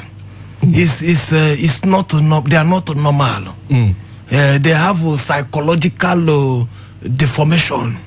Oh, deformation. Thank you. They have their brain. So what do you think can be done to stop, restraining people from committing such crimes? Parents, everybody have to. Yes, everybody have to. Make their children be aware. Of this kind of predators outside. But 3-year-old and an adult, how can you educate a 3-year-old? Yes, you can tell children. 3-year-old. I teach my children are young. Okay. I teach them. 3. Anybody touch you carelessly, report. And that is why the parents, because they have to make sure that you have communication, allow your children to have communication with you. Yeah. You know, I got that. No, when Pekin want to tell you something, you tell the Pekin, no. Shut up. Shut Where up. Did you hear that? No. Allow, have that relationship with your Pekin so that when they have issues like this, they can easily make you understand that this uncle touched me here. But my fear now is let the crime not happen before they come to tell you. Okay, but there are times children even lie about something like this happening when nothing has happened. Yeah, that is why you as the parent will need to come step in there now and do investigation. Okay. All right. Hi, this is bad. Don't be too angry, eh? My brother. Okay, I'll pass over the microphone now to Mazi Kegor, who's taking over from me. Of course, what's coming up next is Waiting to Happen. Stay on the dial, it's 95.1 Today FM. Thank you for doing this with me. The platform is a program put together by the news department. I hope to see you again next week. Have a wonderful weekend. Bye-bye. Love your neighbor as yourself. Oh, for objectivity. Be objective, gentlemen, ladies. Be for democracy. No matter how hard it is, let a military. And for modification of our behavior, turn to the stereo. A accountability. If you've been a chop money, I beg you take them easy. S for solidarity. United we stand and divided. Oh my shell. Talk radio. I listen to a lot of talk radio. 95.1. What in the happen? They say wahala in the Now this one wahala be like bicycle. Waiting the happen. Now for today 95.1 FM, 5 p.m. Monday to Friday, bomb quem. Now here you go here. Waiting the happen for Niger and Obodo the world. Now that time where we they bring you Ogbonga to them, where go shock you. You go wonder say a person do like this. Now so we they bring them can give you acid the hot. Now where would they find way to sweep this country? Don't run. Because their blood in the chopper. You say this one. No worry. When time I reach, I'll say I want to make I see where they go. Homeland is homeland. Me, I go get for them. Now me go be get man at that time for airport. Waiting they happen. Make you know Miss Mazi Ike God Ike Machuku and MC Kuro for waiting they happen. You go enjoy yourself. Not forget to say woman they chop our recharge card woto. I don't tell you say this place na education center. As you sit down here with us from Monday to Friday, you go enjoy waiting they happen. Waiting they happen. Make you no miss them at all.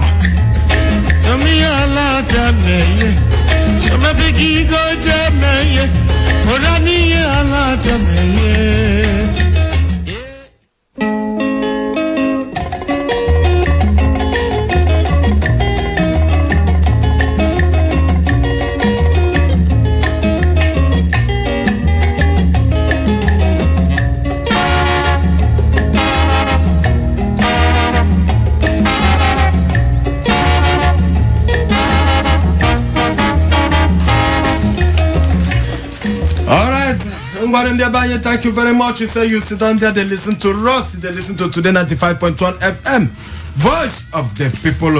All right, so before we go back for our program. We'll be waiting to happen. Make we hear from our guests where they here with us. Guests, welcome and tell the country people what they bring come for country people. Thank you, Mazi. I greet you specially. I greet you, Sikuro. I greet country people wherever they hear us from. We are here in Today FM. Okay. Now, Aroma Real Estate, they tell us say we get our August break. This August break, be say our Montana estate they sell for 500,000 naira. Yes, this one na special promo.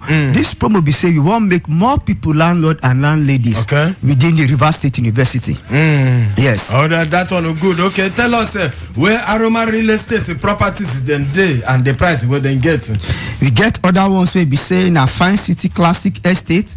That one day within the Port Harcourt International Airport.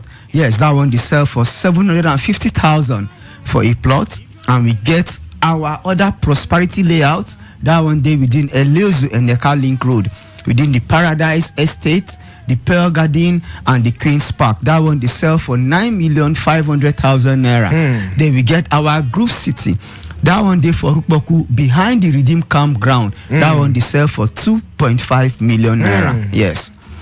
All right, so tell us which type of payment plan on I get and how customer go take it, or which kind of document when they give customer if them pay. Okay, we get payment plan where they flexible because this payment plan now as you they buy land, you they feel live your normal life, which you know affect other things. As Mazi they enjoy this weekend, and they pay small for the land. Because this is not time of enjoyment. Nobody they okay, I don't talk the same. I talk for myself. I know they enjoy. It's in fact this one is the worst. It is well, and it go get better. So because of that, we get payment plan A where we say even if you pay 5,000 naira first, you could decide how you want to pay the balance. If it take you 3 months, 6 months, 12 months, or 18 months, or if you get 50,000 naira to pay first, you could decide how you go take pay the remaining balance, or even 100,000 naira. Okay. Now, concerning our documents, even if you pay 5,000, we go give you receipts. When you finish to pay for the property, we go give you our deed of conveyance. Okay. Then final and a letter of allocation we they give when you finish everything. Okay. Yes. All right, that one on a good information be that.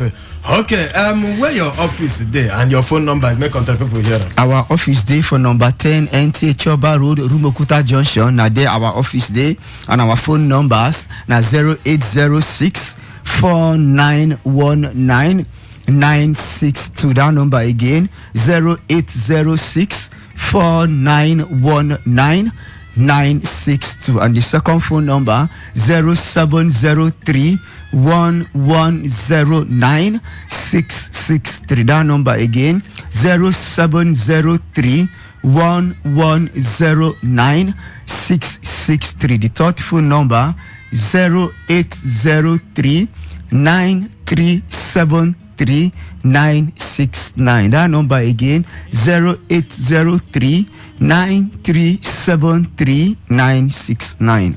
All right, good to hear that one. Okay, how person if you take to see your property, your land with them? To see our property, we dey always advise our clients make them come our office. Our office for Rumukuta Junction. It is very easy to locate. When you come there, now we go carry you go do inspection. Tomorrow na Saturday, now another special inspection day. So we dey call everybody come tomorrow by 10 a.m. We go carry you go show the land. Our inspection now every day by 10 o'clock. So when you call us, meet us for office, it go good make you see the land before you buy. Because why it good make you see be say now this land where you don't see, your faith go increase. Say I won't buy more. I've been get for mine to buy one plot. Say come our office, meet us there, we go take you go show you the land.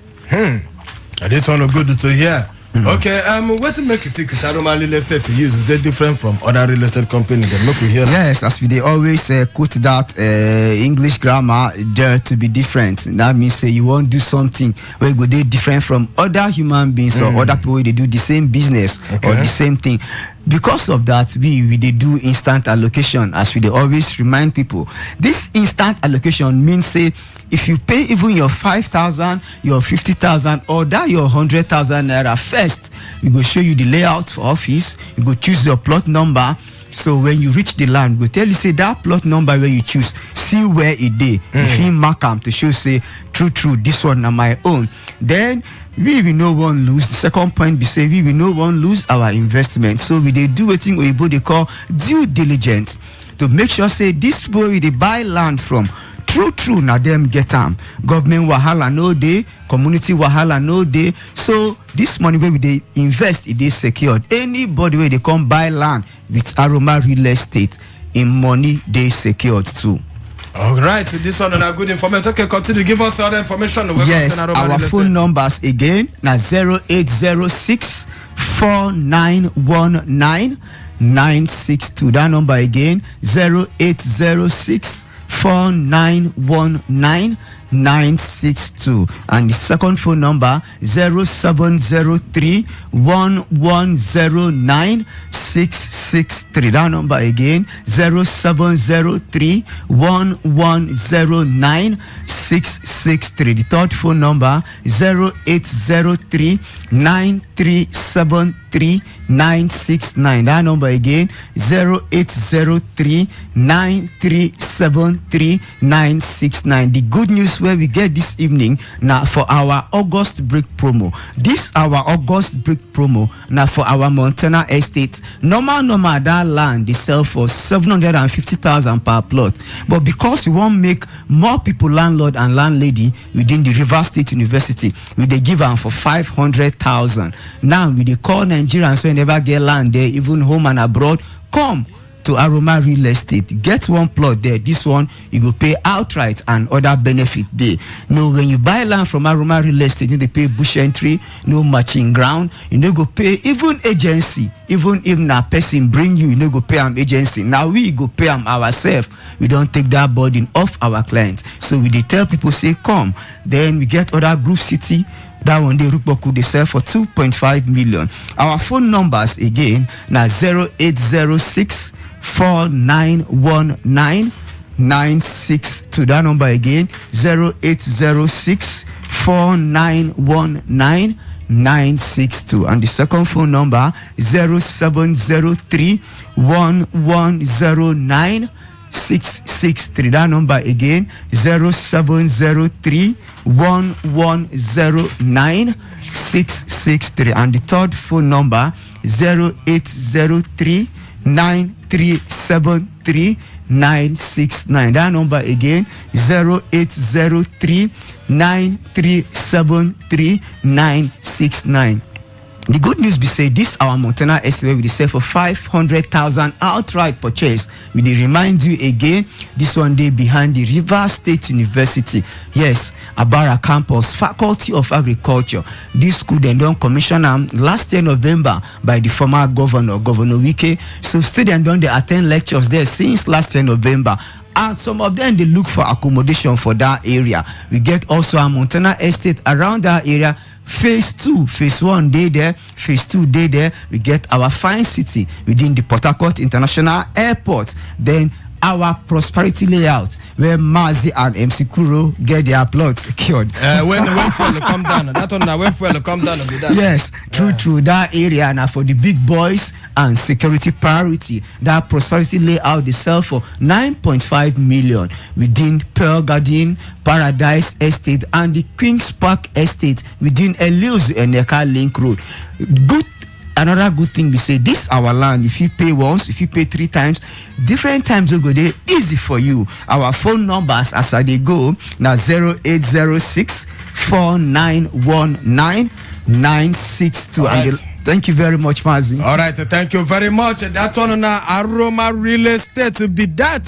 We don't always advise country people if you want buy anything we concern real estate. Make una look for people like Aroma Real Estate, so that you no go here, leave my leg, leave my trouser. I'm gonna make a move immediately to go back to the business of the day.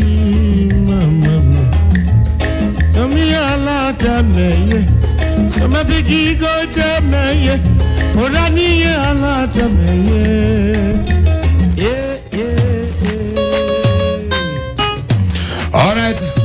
Make we use this opportunity, make we celebrate some people when they do birthday today. People when they do birthday today. This one and our Bonga listeners, all of them. Our Bonga listeners. Our Bonga listeners, now they celebrate today for Today 95.1 FM. We celebrate somebody where God done born for today, many years where Mama born. Beautiful woman and beautiful man. The first person here now, Juliet, Mrs. Juliet, Chine Merem Okoye, Mrs. Juliet Chine Merem Okoye. Today now your birthday. We say we could celebrate you. Happy birthday to you. Then the next person we're there for list of a celebration today. And Edith Young James. Yes, it is Edith Young James. And I'm my classmate. This one. Fine as someone. Yes, Mr. Edith Young James. Yes, Mr. Edith Young James. All of us will come out for Science College. All of us, Science College. You don't play with Science College boys, because all of us will be handsome young men. I don't marry. Yes, we don't go far by now. Then another person who will celebrate today now, Chika Odili Ezekwana. This one and our Bonga fan. Our Bonga fan will be this one. You know they carry us to play at all. You know they carry our program play at all. Today birthday, yes, all of them they get a birthday today, and they celebrate. And say may God give una long life, enjoyment. Now na good they see this well, you know go affect una. Make you say amen for them now. Amen. This well, you know go affect. Amen. Anyhow they won't keep them, una go buy them. Amen. God will go put some money for na pocket, una go buy them. Amen. Yes. That one say make we celebrate all our listeners and the people who they enjoy our program. In case you get birthday, and look for me for Facebook. Put them for my message box there. We'll go and celebrate you here. Mrs. Juliet Chinemere Mokoye, Mr. Edidion James, and Chief Chika Odili Ezekwana. All of you now, may God bless you now so that they celebrate on their birthday today. Knock, knock. Can I come in? Oh, yeah. Knock, knock. All right, I'm going to make we move immediately. Make we go back to the business of the day. I'm going to come back at our program. Waiting they happen. If you just join us, this program now, waiting they happen. Now that Obonga time, where would they bring you Obonga to them? Where they shock you. Person the young voice here, my name now Mazi Ike God. Ike Wachuku, Ike Wachineke. Mwachuku telemano nishivu and Calabaramana won't try that. English people don't want to say making no try at all. Ngwanu meku go from Calabaramana here and great country people. Okay, country people, have fun. I wishing they happen now. My name is Sikuro. They call me the king of weddings. Anywhere we wedding they happen for the city, outside the city. If you look very well, go sister name Sikuro. We did that.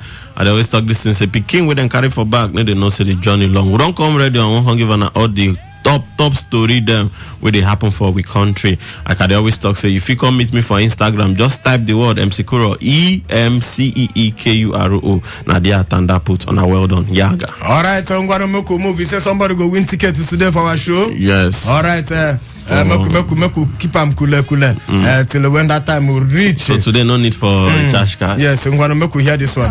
Not, and I repeat, we cannot negotiate with these guys. See where the man they prove. We've got what it takes to crush them off. Tell them. You only begin to negotiate when you've not done your homework. When you've not put in all what you should put in place. So when they have taken over your kids or your citizens and hold them ransom, there is nothing you can do. Any attempt at rescue operation, there will be high collateral damage. You will lose nearly half or over 3/4 of them. And what you are compelled to start negotiating. As a country with a strong defense force, haven't actually equipped your inventory. My God, you go out there and crush the enemy. That is what I expect from Nigeria. We did this in Liberia, we did this in Sierra Leone, we did it in the... What is happening with us? Is this Nigeria? Our sovereignty is threatened. Bandits have taken over this country. And we are watching. We are watching. For Christ's sake, we must save this country. This is the only land we have. Can someone tell the president that Nigeria is sinking? We are sinking. Every day we are sinking. Colonel Hassan Labo, I stand Labo. I see you spoken as a soldier. All right. Okay, you know sweet at all. This one no sweet. You know sweet. I'm not whether you agree with this retired Colonel Stan Lambo. This na Colonel Hassan Stan Lambo will be former security intelligence officer for army for Nigeria, and come out now come provoke. I know say Niger State governor yesterday here when he said they don't start to negotiate with these boys. They say they not go use the military attack them like that first, make them talk to them. If they no fit to succeed, then military fit to enter. But I don't hear from former army intelligence officer. We don't come out now they provoke. The man the way the man they talk, the thing he pay them well. You see the man, if you see him first, you gonna say the man they angry, and the thing they pay me too. How they go to negotiate with Boko Haram? Tell all this, finish them, bombast them. Mazi no slap Michael. Sorry, Michael. Bombast. Thank you. Bombast to them. Any bombastic element?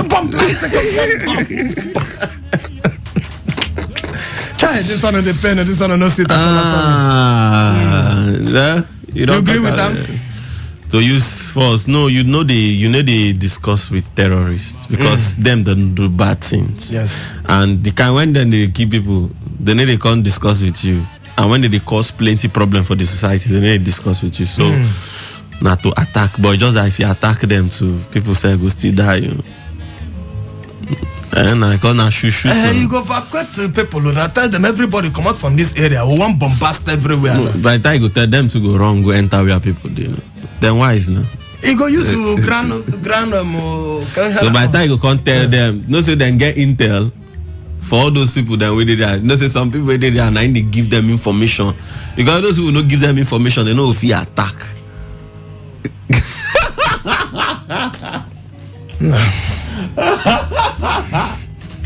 No, the thing no be enough fun. Hey God. Okay, that one I don't hear that one from very strong military retired military army intelligence officer, retired Colonel Hassan Stambo, Stan Lambo. Say make them bombard everywhere, blow everywhere, scatter them, scatterboss them there, make them finish them. So you're not supposed to go there and negotiate with terrorists. All right, we don't hear that one from Mameku move, we hear from another person. Waiting this our uncle. He don't come out to come talk to tell Nigerians make we hear them. They are temporary measures. Some of them are quite diversionary. And the people in government have not addressed the root of the crisis, which is the dollarization of the economy. Whatever palliatives that are announced will be eaten up by the dollarization of the economy. And you're not in control. As long as these guys in government are not prepared to strengthen the Naira, to make the Naira the only legal tender in Nigeria, you are not going to go far. And I mean, speaking from a legal perspective, I've had to sue the Central Bank of Nigeria, the Federal High Court, because Section 16 of the Central Bank Act provides, or has imposed a duty on the Central Bank to fix and determine the rate of the Naira vis-a-vis other currency. So there is no provision for floating the Naira. No, there's no provision. It's illegal.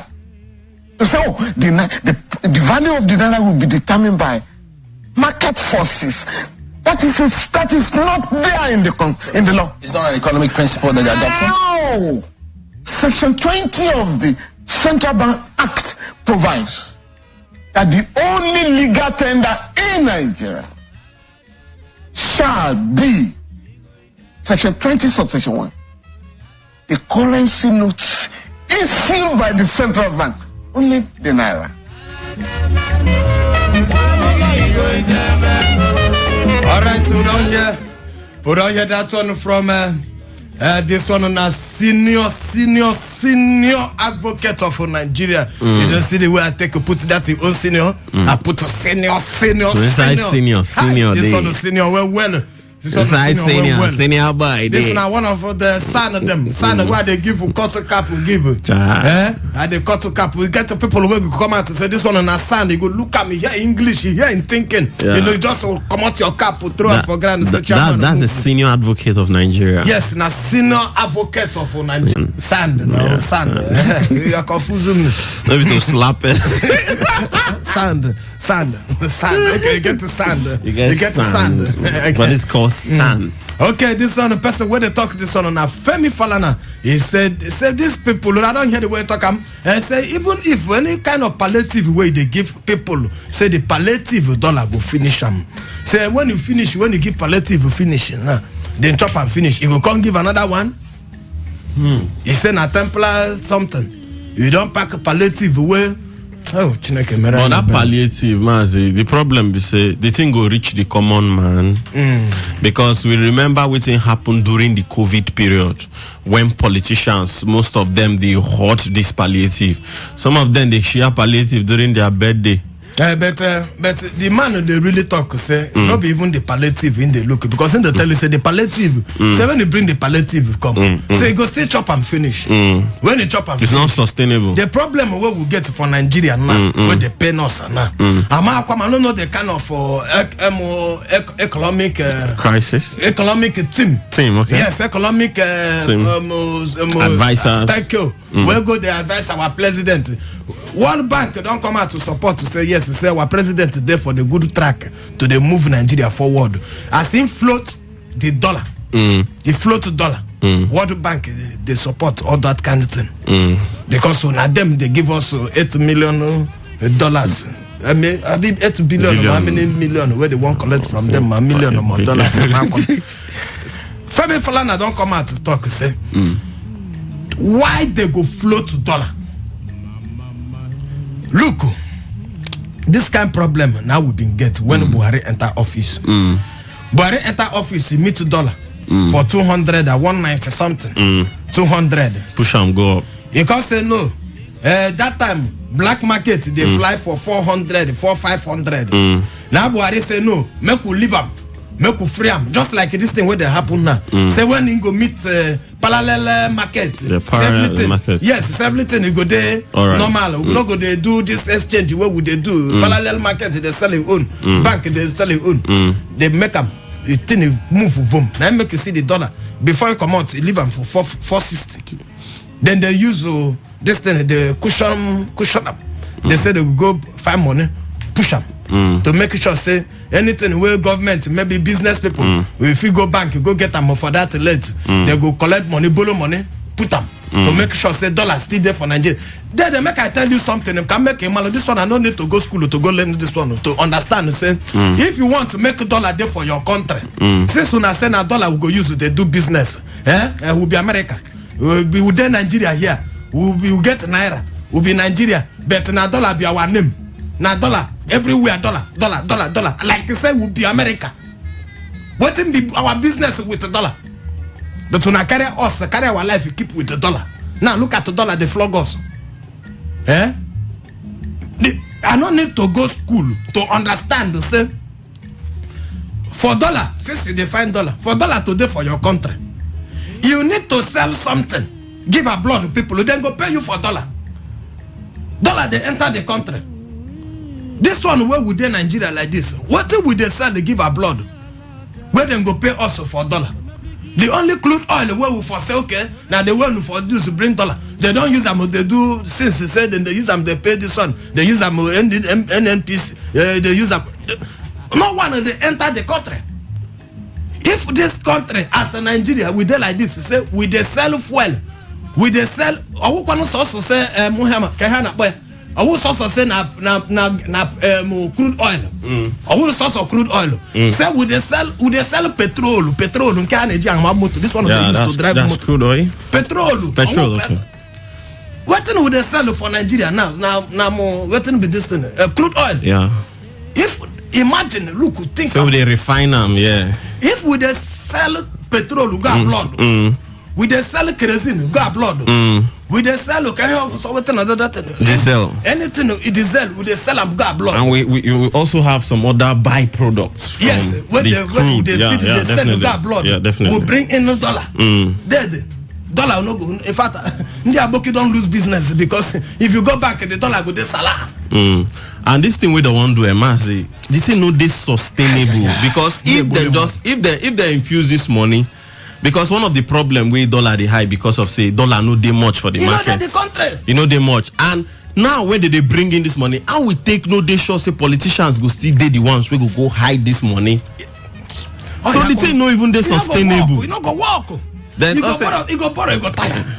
Chai. You go borrow to push economy. You go borrow to push dollar. To keep dollar for 750 more 7 waiting way there now. To keep them at that level way there now so that business people go fit see them. Collect to go buy petrol, come sell for us to keep them. Then make you see them they borrow to make sure say dollar. They go borrow dollar, come put for the country. If you won't go buy, you can't collect.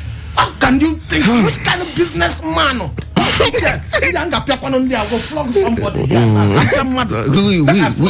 do you want to flag? all the economic thing. Wait, like you want to flog someone now? All the economic team. Do you know who is the leader of the economic team? What is my business? I want to flog everybody.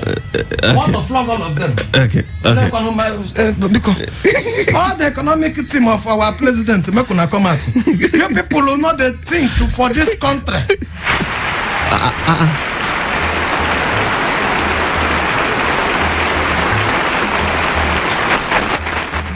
Thank you. Mazi, what's that now?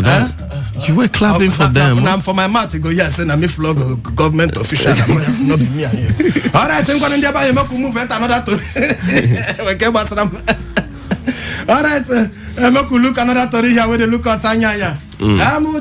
The Corp Marshal of Federal Road Safety will be Dauda Bio in the order immediate made a clamp down for all the recarting vehicles whether for road when they cause nonsense accident for road, you go drive for road, you go see motor.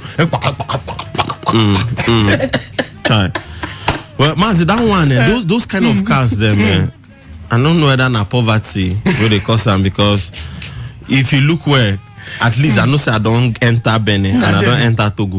When I go Togo, if you see clean cars where they Togo. But when I come Nigeria get money past Togo. But for Togo, you know, you hardly see dirty cars. You hardly see all these cars that we don't spoil. Some cars you go enter taxi. If you use white, enter this taxi, then by the time you come out from this car, you don't black. And you go enter car go even tear you. So I feel say they really need to work on this our cars. You get some cars where we say it's supposed don't start taxi. They see them. Some will not get a traffic light. They don't get the classificator. Some that their fuel, what they call that dashboard. That's it, they read fuel. Okay, kilometer and all that. It's not good. It's not good. It's not working. Some headlight stuff, you know the one where I see one night and I touch you use. You keep it touch in front. I think so now can that bicycle person. I'm not coming to a moto. All taxi moto. And I only one why I quing. I'm not moto. Can you imagine? This kind of people, you go see the one who go drive, you go carry smoke, finish everybody for road. Try. No, make government really look into Ramsha. Some people go to say the country hard, so they just want to do that one to you survive. All right, we're gonna make we go this a small break. When we come back, we go open phone line for country people. Don't forget to say you go chop our show, our Wonder the talk. Okay, you go chop a ticket to go that show, go watch Sabinus. And we're gonna make we go market when we come back.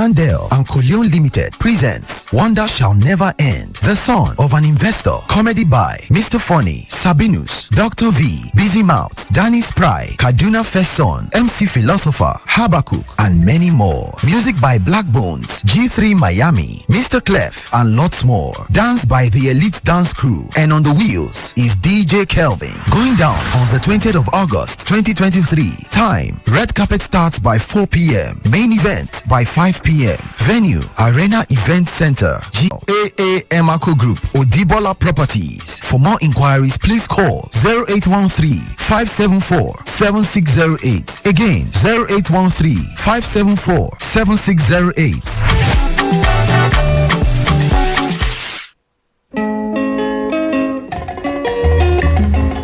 All right, thank you very much. Say you sit down there, they listen to us.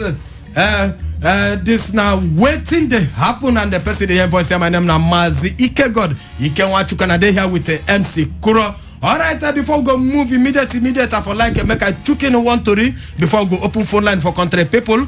We don't forget to say we get a ticket for this advert where you just hear so where they just talk this ticket big well. This ticket na big ticket. How can only our bonge listeners now we go give this ticket a fact even like we could give people where they do birthday today. Don't play politics. Make we look this one. A woman don't attempt to enter inside the third mainland bridge today for Lagos. The woman name where they tag him as Farida. They say she get one popular place like that for Lagos where people know well. As she drive her motor go reach the third mainland bridge, she said this life you don't tire her. Still find a jeep like this where she want. Whether or not people she won't leave the jeep before. She just leave her there open door. He won't go jump enter inside the this thing. Heartbreak. Heartbreak. I hear say the woman who been husband spend 100 million do their wedding finish. We not no be she be the husband. I should do everything. Oh, now she spend the money. Do the wedding. Money. Okay, I make she get the heartbreak. People don't say the man come meet her because of saying one chop. He want chopper. And I make him come meet her. So. The woman is in severe pains. Now those young boys they find women we go sponsor them. Hi, ain't don't finish the husband where she spend 100 million. Don't go back to side the chicken where she when they follow before he married the woman. Side the chicken happen people husband, leave people husband alone. Side the chicken, go marry your own. Go marry your Shut up now, Piaga, no, they make noise. Shut up, side the chicken like you. Side the chicken, leave people husband alone, you know they hear. That woman almost will finish her life. The woman almost died. Alright, make we leave them there, make we meet our guests where they here with us. Make it tell us one or two things the way you want to tell country people to pay attention for this guests where they here with us because they will win a recharge card. You go win Wonder ticket. Wonder the talk. Okay, what will be the name of the show again? Wonder shall never end. When I just hear this, the son of an investor. Yes, the son of an investor will be that man where you see. If you see Sabinus, you don't see him. Yes, this one will be say. In fact, you don't need to go ask a PAD. Because as they see him, in fact, as they see himself, it be like Sabinus is inside here with us. All right, if you never know who be a guy Sabinus, go find him for everywhere.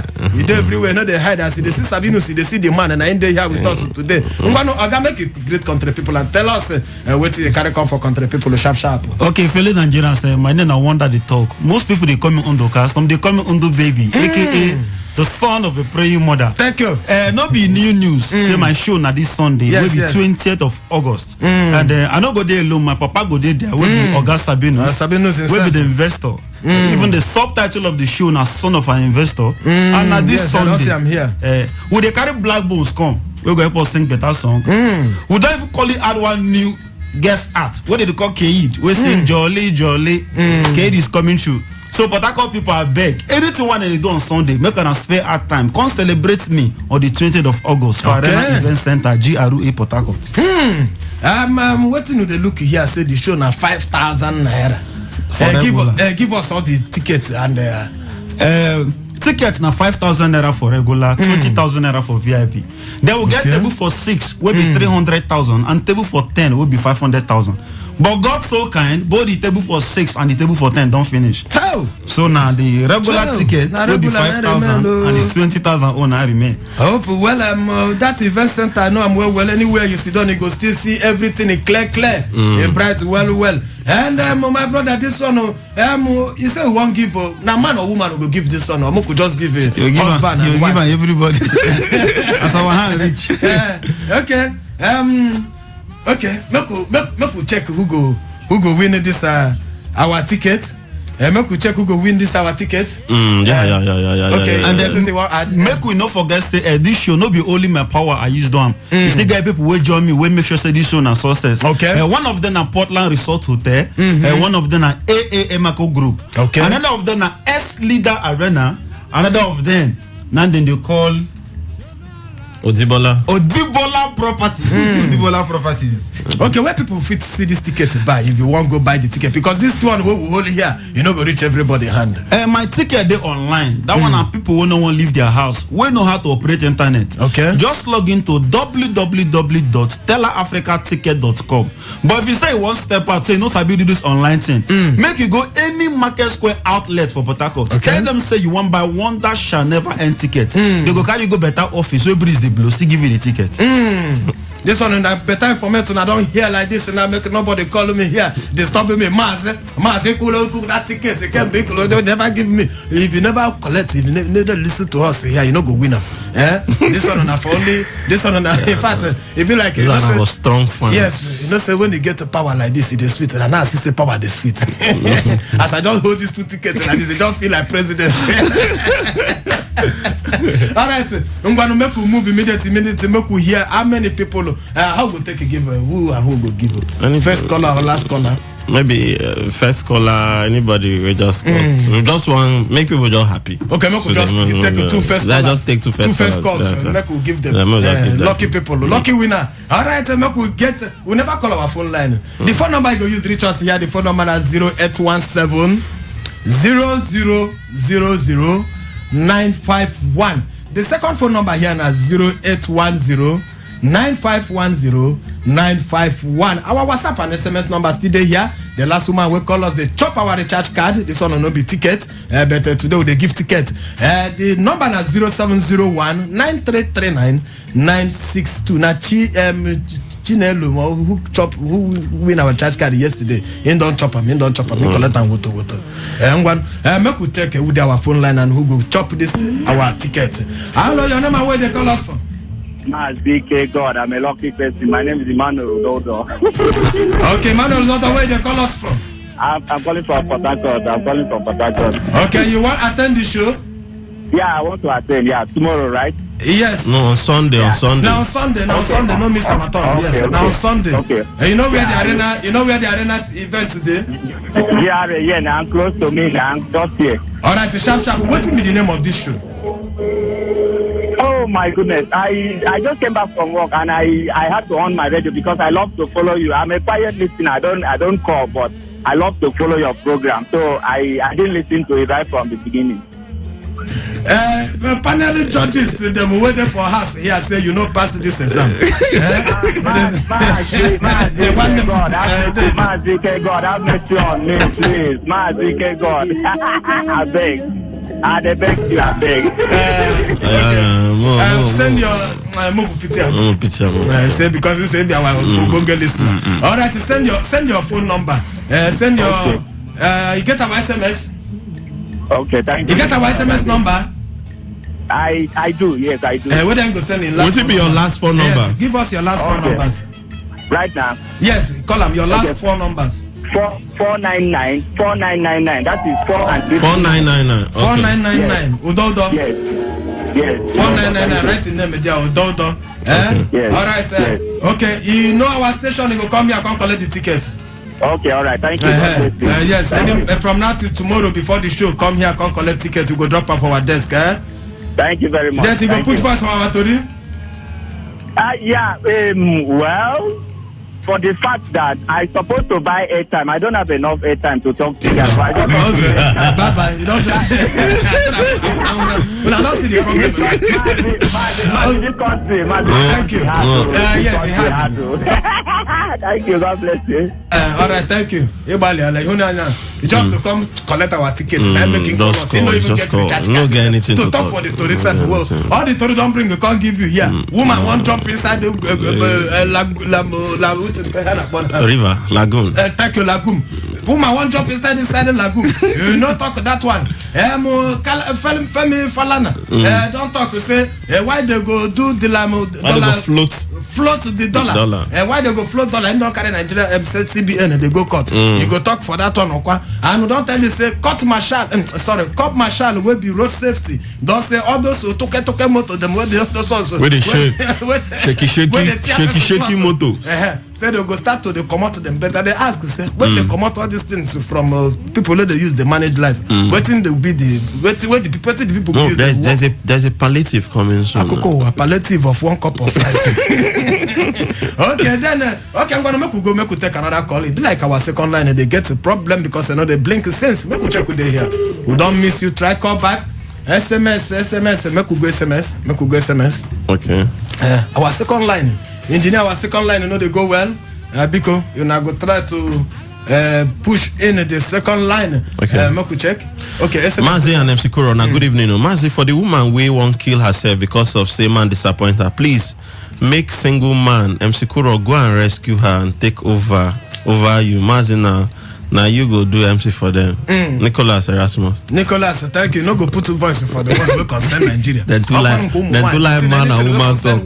What's your problem? Nicholas Erasmus. Nicholas. Good evening, MC Kuro and Mazi. I love Falana's statement or take on dollar floating. He said it is illegal, but with his pertinent position in the country, that what has he and his team done to address the issue? We are tired of their noise. They talk like this. You not go put to Falana for this. Falana no be politician.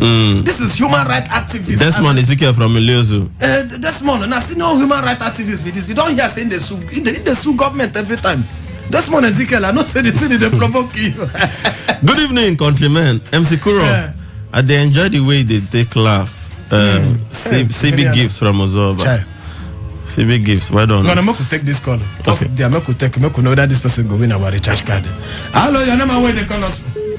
Mr. John from John from where? John from UFS. At least they don't forget the address of your house. John from UFS. Okay, John, carry on, put voice for the Tory. I want to talk about the issue of Panama. So, carry on. Yes, as in talk is true. He's going to be angry with what this government is doing. Don't allow the dollar to go up like that. It is suffering the common man. So the people are suffering. So the government should bring down the dollar by a way that they can do it. But the people are suffering. Thank you very much. All right, thank you very much, my brother. Okay, this is our one ticket, one man who don't win, and the next ticket now for woman. Yes. Now for woman. Yeah, so that's give a pack and give one man. Every time men they cry, so they give them the charge card. But today we don't give men tickets first. The remaining ticket now woman. Any woman will call us, make we confirm whether Ingo carry him boyfriend go there. That's now she go pay for the boyfriend. Ingo carry husband go now. Now she go pay for the husband. Okay. But if na boyfriend no pay for him. No pay for your boyfriend. Massive, I don't understand. If you not marry you, make we check with our phone line. Don't miss this one. Take SMS. Okay, Chimobi said they are asking us to give him benefit of that. They gave us when he removed subsidy that have made us to suffer like this. Okay, ma, just go the SMS portal. Then for SMS, this one say, Mazi, why you they flog side chicken or kuko? Okuko, you want us to die? Please let us breathe for the subsidy removal. Madam get money to spend, but we, our big brothers who body the hot is helping. Okay, if you don't understand the message, jump and read another one. You people don't like to pick my call. Why? Sorry. There is no problem. Let me be listening now from Nzebuka. Nzebuka, because try call, even though anyhow you go pass. Mazi and MC Corona, good evening. How can you negotiate with terrorists? I don't tire for this Nigeria. I want to use this opportunity to thank you and all the staff of 95.1 and so on and celebrate my wife's birthday with me. God will celebrate you people in Jesus' name. Amen. Ebuka from Eliosa. Ebuka from Eliosa, thank you. Make we take this one. Hello, your name and where they call us from? Hey!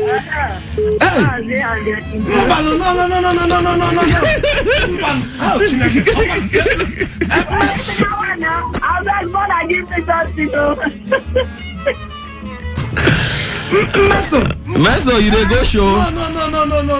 No. You go fit go the show? No be to take ticket. We won't carry go. Hey! Oh, lucky woman like me. Hey, who will collect my son? Nobody will be collect her. Who be that person? Meso. Because no verse. You go waste this ticket. You go go the show. You go waste the ticket. And why did they sell my shoes? I think they sell. Nothing that matter for money now. If say nothing that matter for money. Mazi. Let us commend the retired army where they cry. Good voice. You see the country. I think everybody. I think they want negotiate with them. But Lagbaja mean Southeast, RTOD and the terrorists. They are the number. I think when they come for the other side, they will go negotiate. But the last time I check, I don't see Southeast as a thief, as a this where people where they stop anybody. And now see how bandits they use the drone aeroplane, they use the kill police army. And in that place where they the army don't debunk that news. They say terrorists shoot any our aeroplane. No be terrorists do them. Forget that in the way you hear terrorists they talk. No be them do them. The plane just crash. Yes. Who kill army people now? That one an ambush where they do for ground, but the aeroplane no be them. Inside where they go ambush, you go here, they don't come here. I think I'm going to here where one person, one hand die. Then go there, go in bed, go army go there, go there, for two people where they for her. You see all this is what they do. Then no waiting they do, but we are about to be by them. Mazi and the Sinkoro. Wanna give me my ticket. Nobody go to collect my destiny. I don't tell them. I don't give me my all right, thank you, Meso. Everybody, take SMS. Meso. We don't want to make this ticket no waste. Mazi and Mzukura, I don't tell Mazi him go school, but he no one go school. What is your business? But he no one go the school. Flog him again for me. My name na James. James, well done. James, shut up. Man, you go come teach me for school. Now you teach me for school. Messages they load. Make I go Facebook. Make we take for Facebook. Okay. Check your WhatsApp also. Check WhatsApp first. WhatsApp they try the load. Okay, make I check with they here. Hello, your name and where they call us from? Mazi, good evening. Good evening. Your name and where they call us? My name is Amade. Amade from where they call us, Biko? I they call you for nation line. Carry on.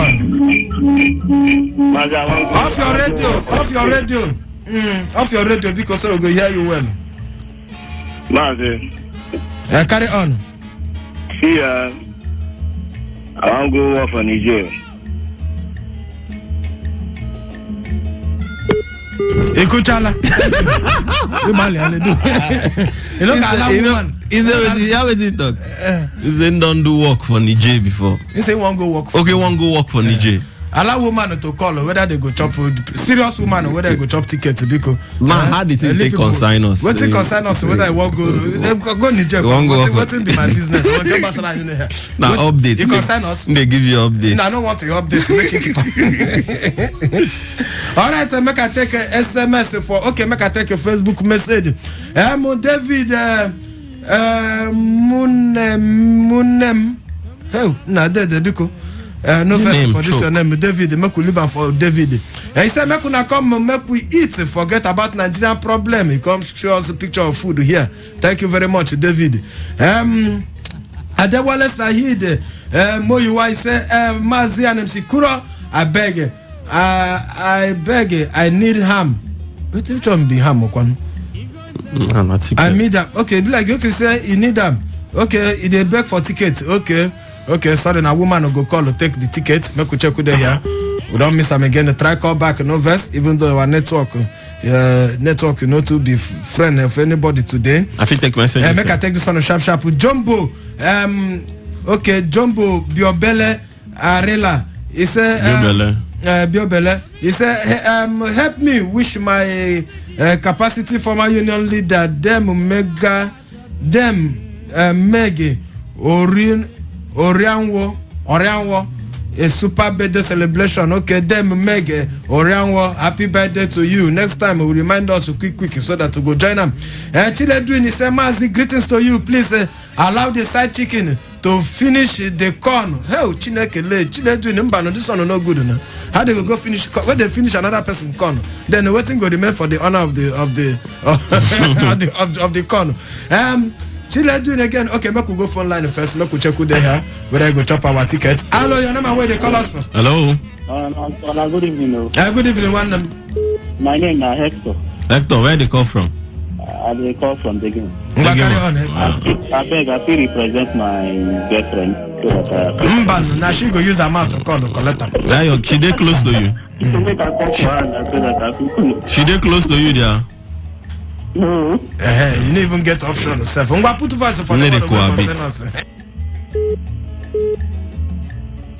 Obala, you don't run. For tickets. You don't run. You want to chop tickets alone. Sorry. All right, the children in Semazia, I've always been against negotiating with the terrorists, despite the name they go by. Whether Boko Haram, bandits, or IPOB terrorists, and the government should deal with the criminals and make them to face the consequences of their action. All right, make we check with them here.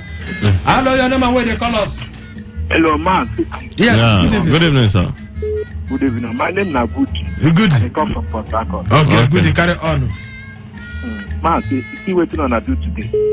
Me where they call on every time. Person when they call on, I will send the list.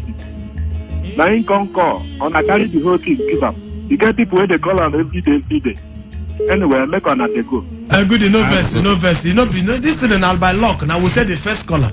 You know, you try when you say no be 114. Hello. You know, if you play Pasha and collect my name and replace them.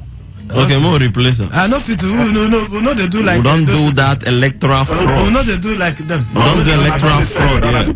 Yes, who be collect people. Yeah, we don't do like. We don't do that. No problem. Thank you. Put the voice for the one who will consign us. Make I talk. The one with the woman. You see, one person never enter problem of marriage. You not gonna say some people they hustle.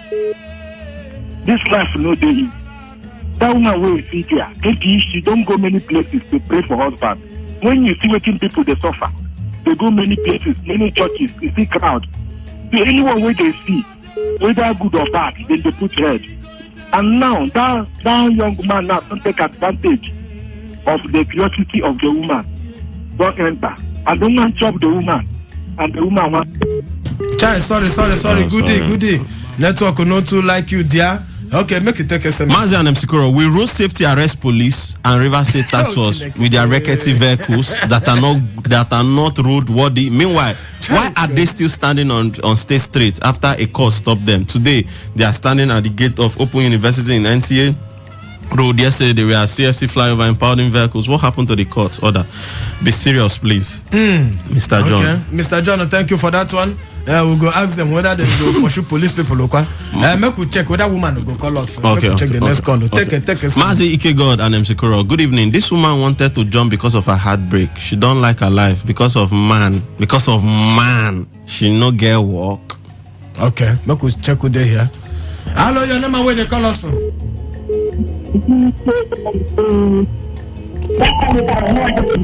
Where you there? Network no agree you. Your name? Your name? I said my name is Chisa. Yeah, how you doing? Yeah. Can you Chisa, I want to up the ticket.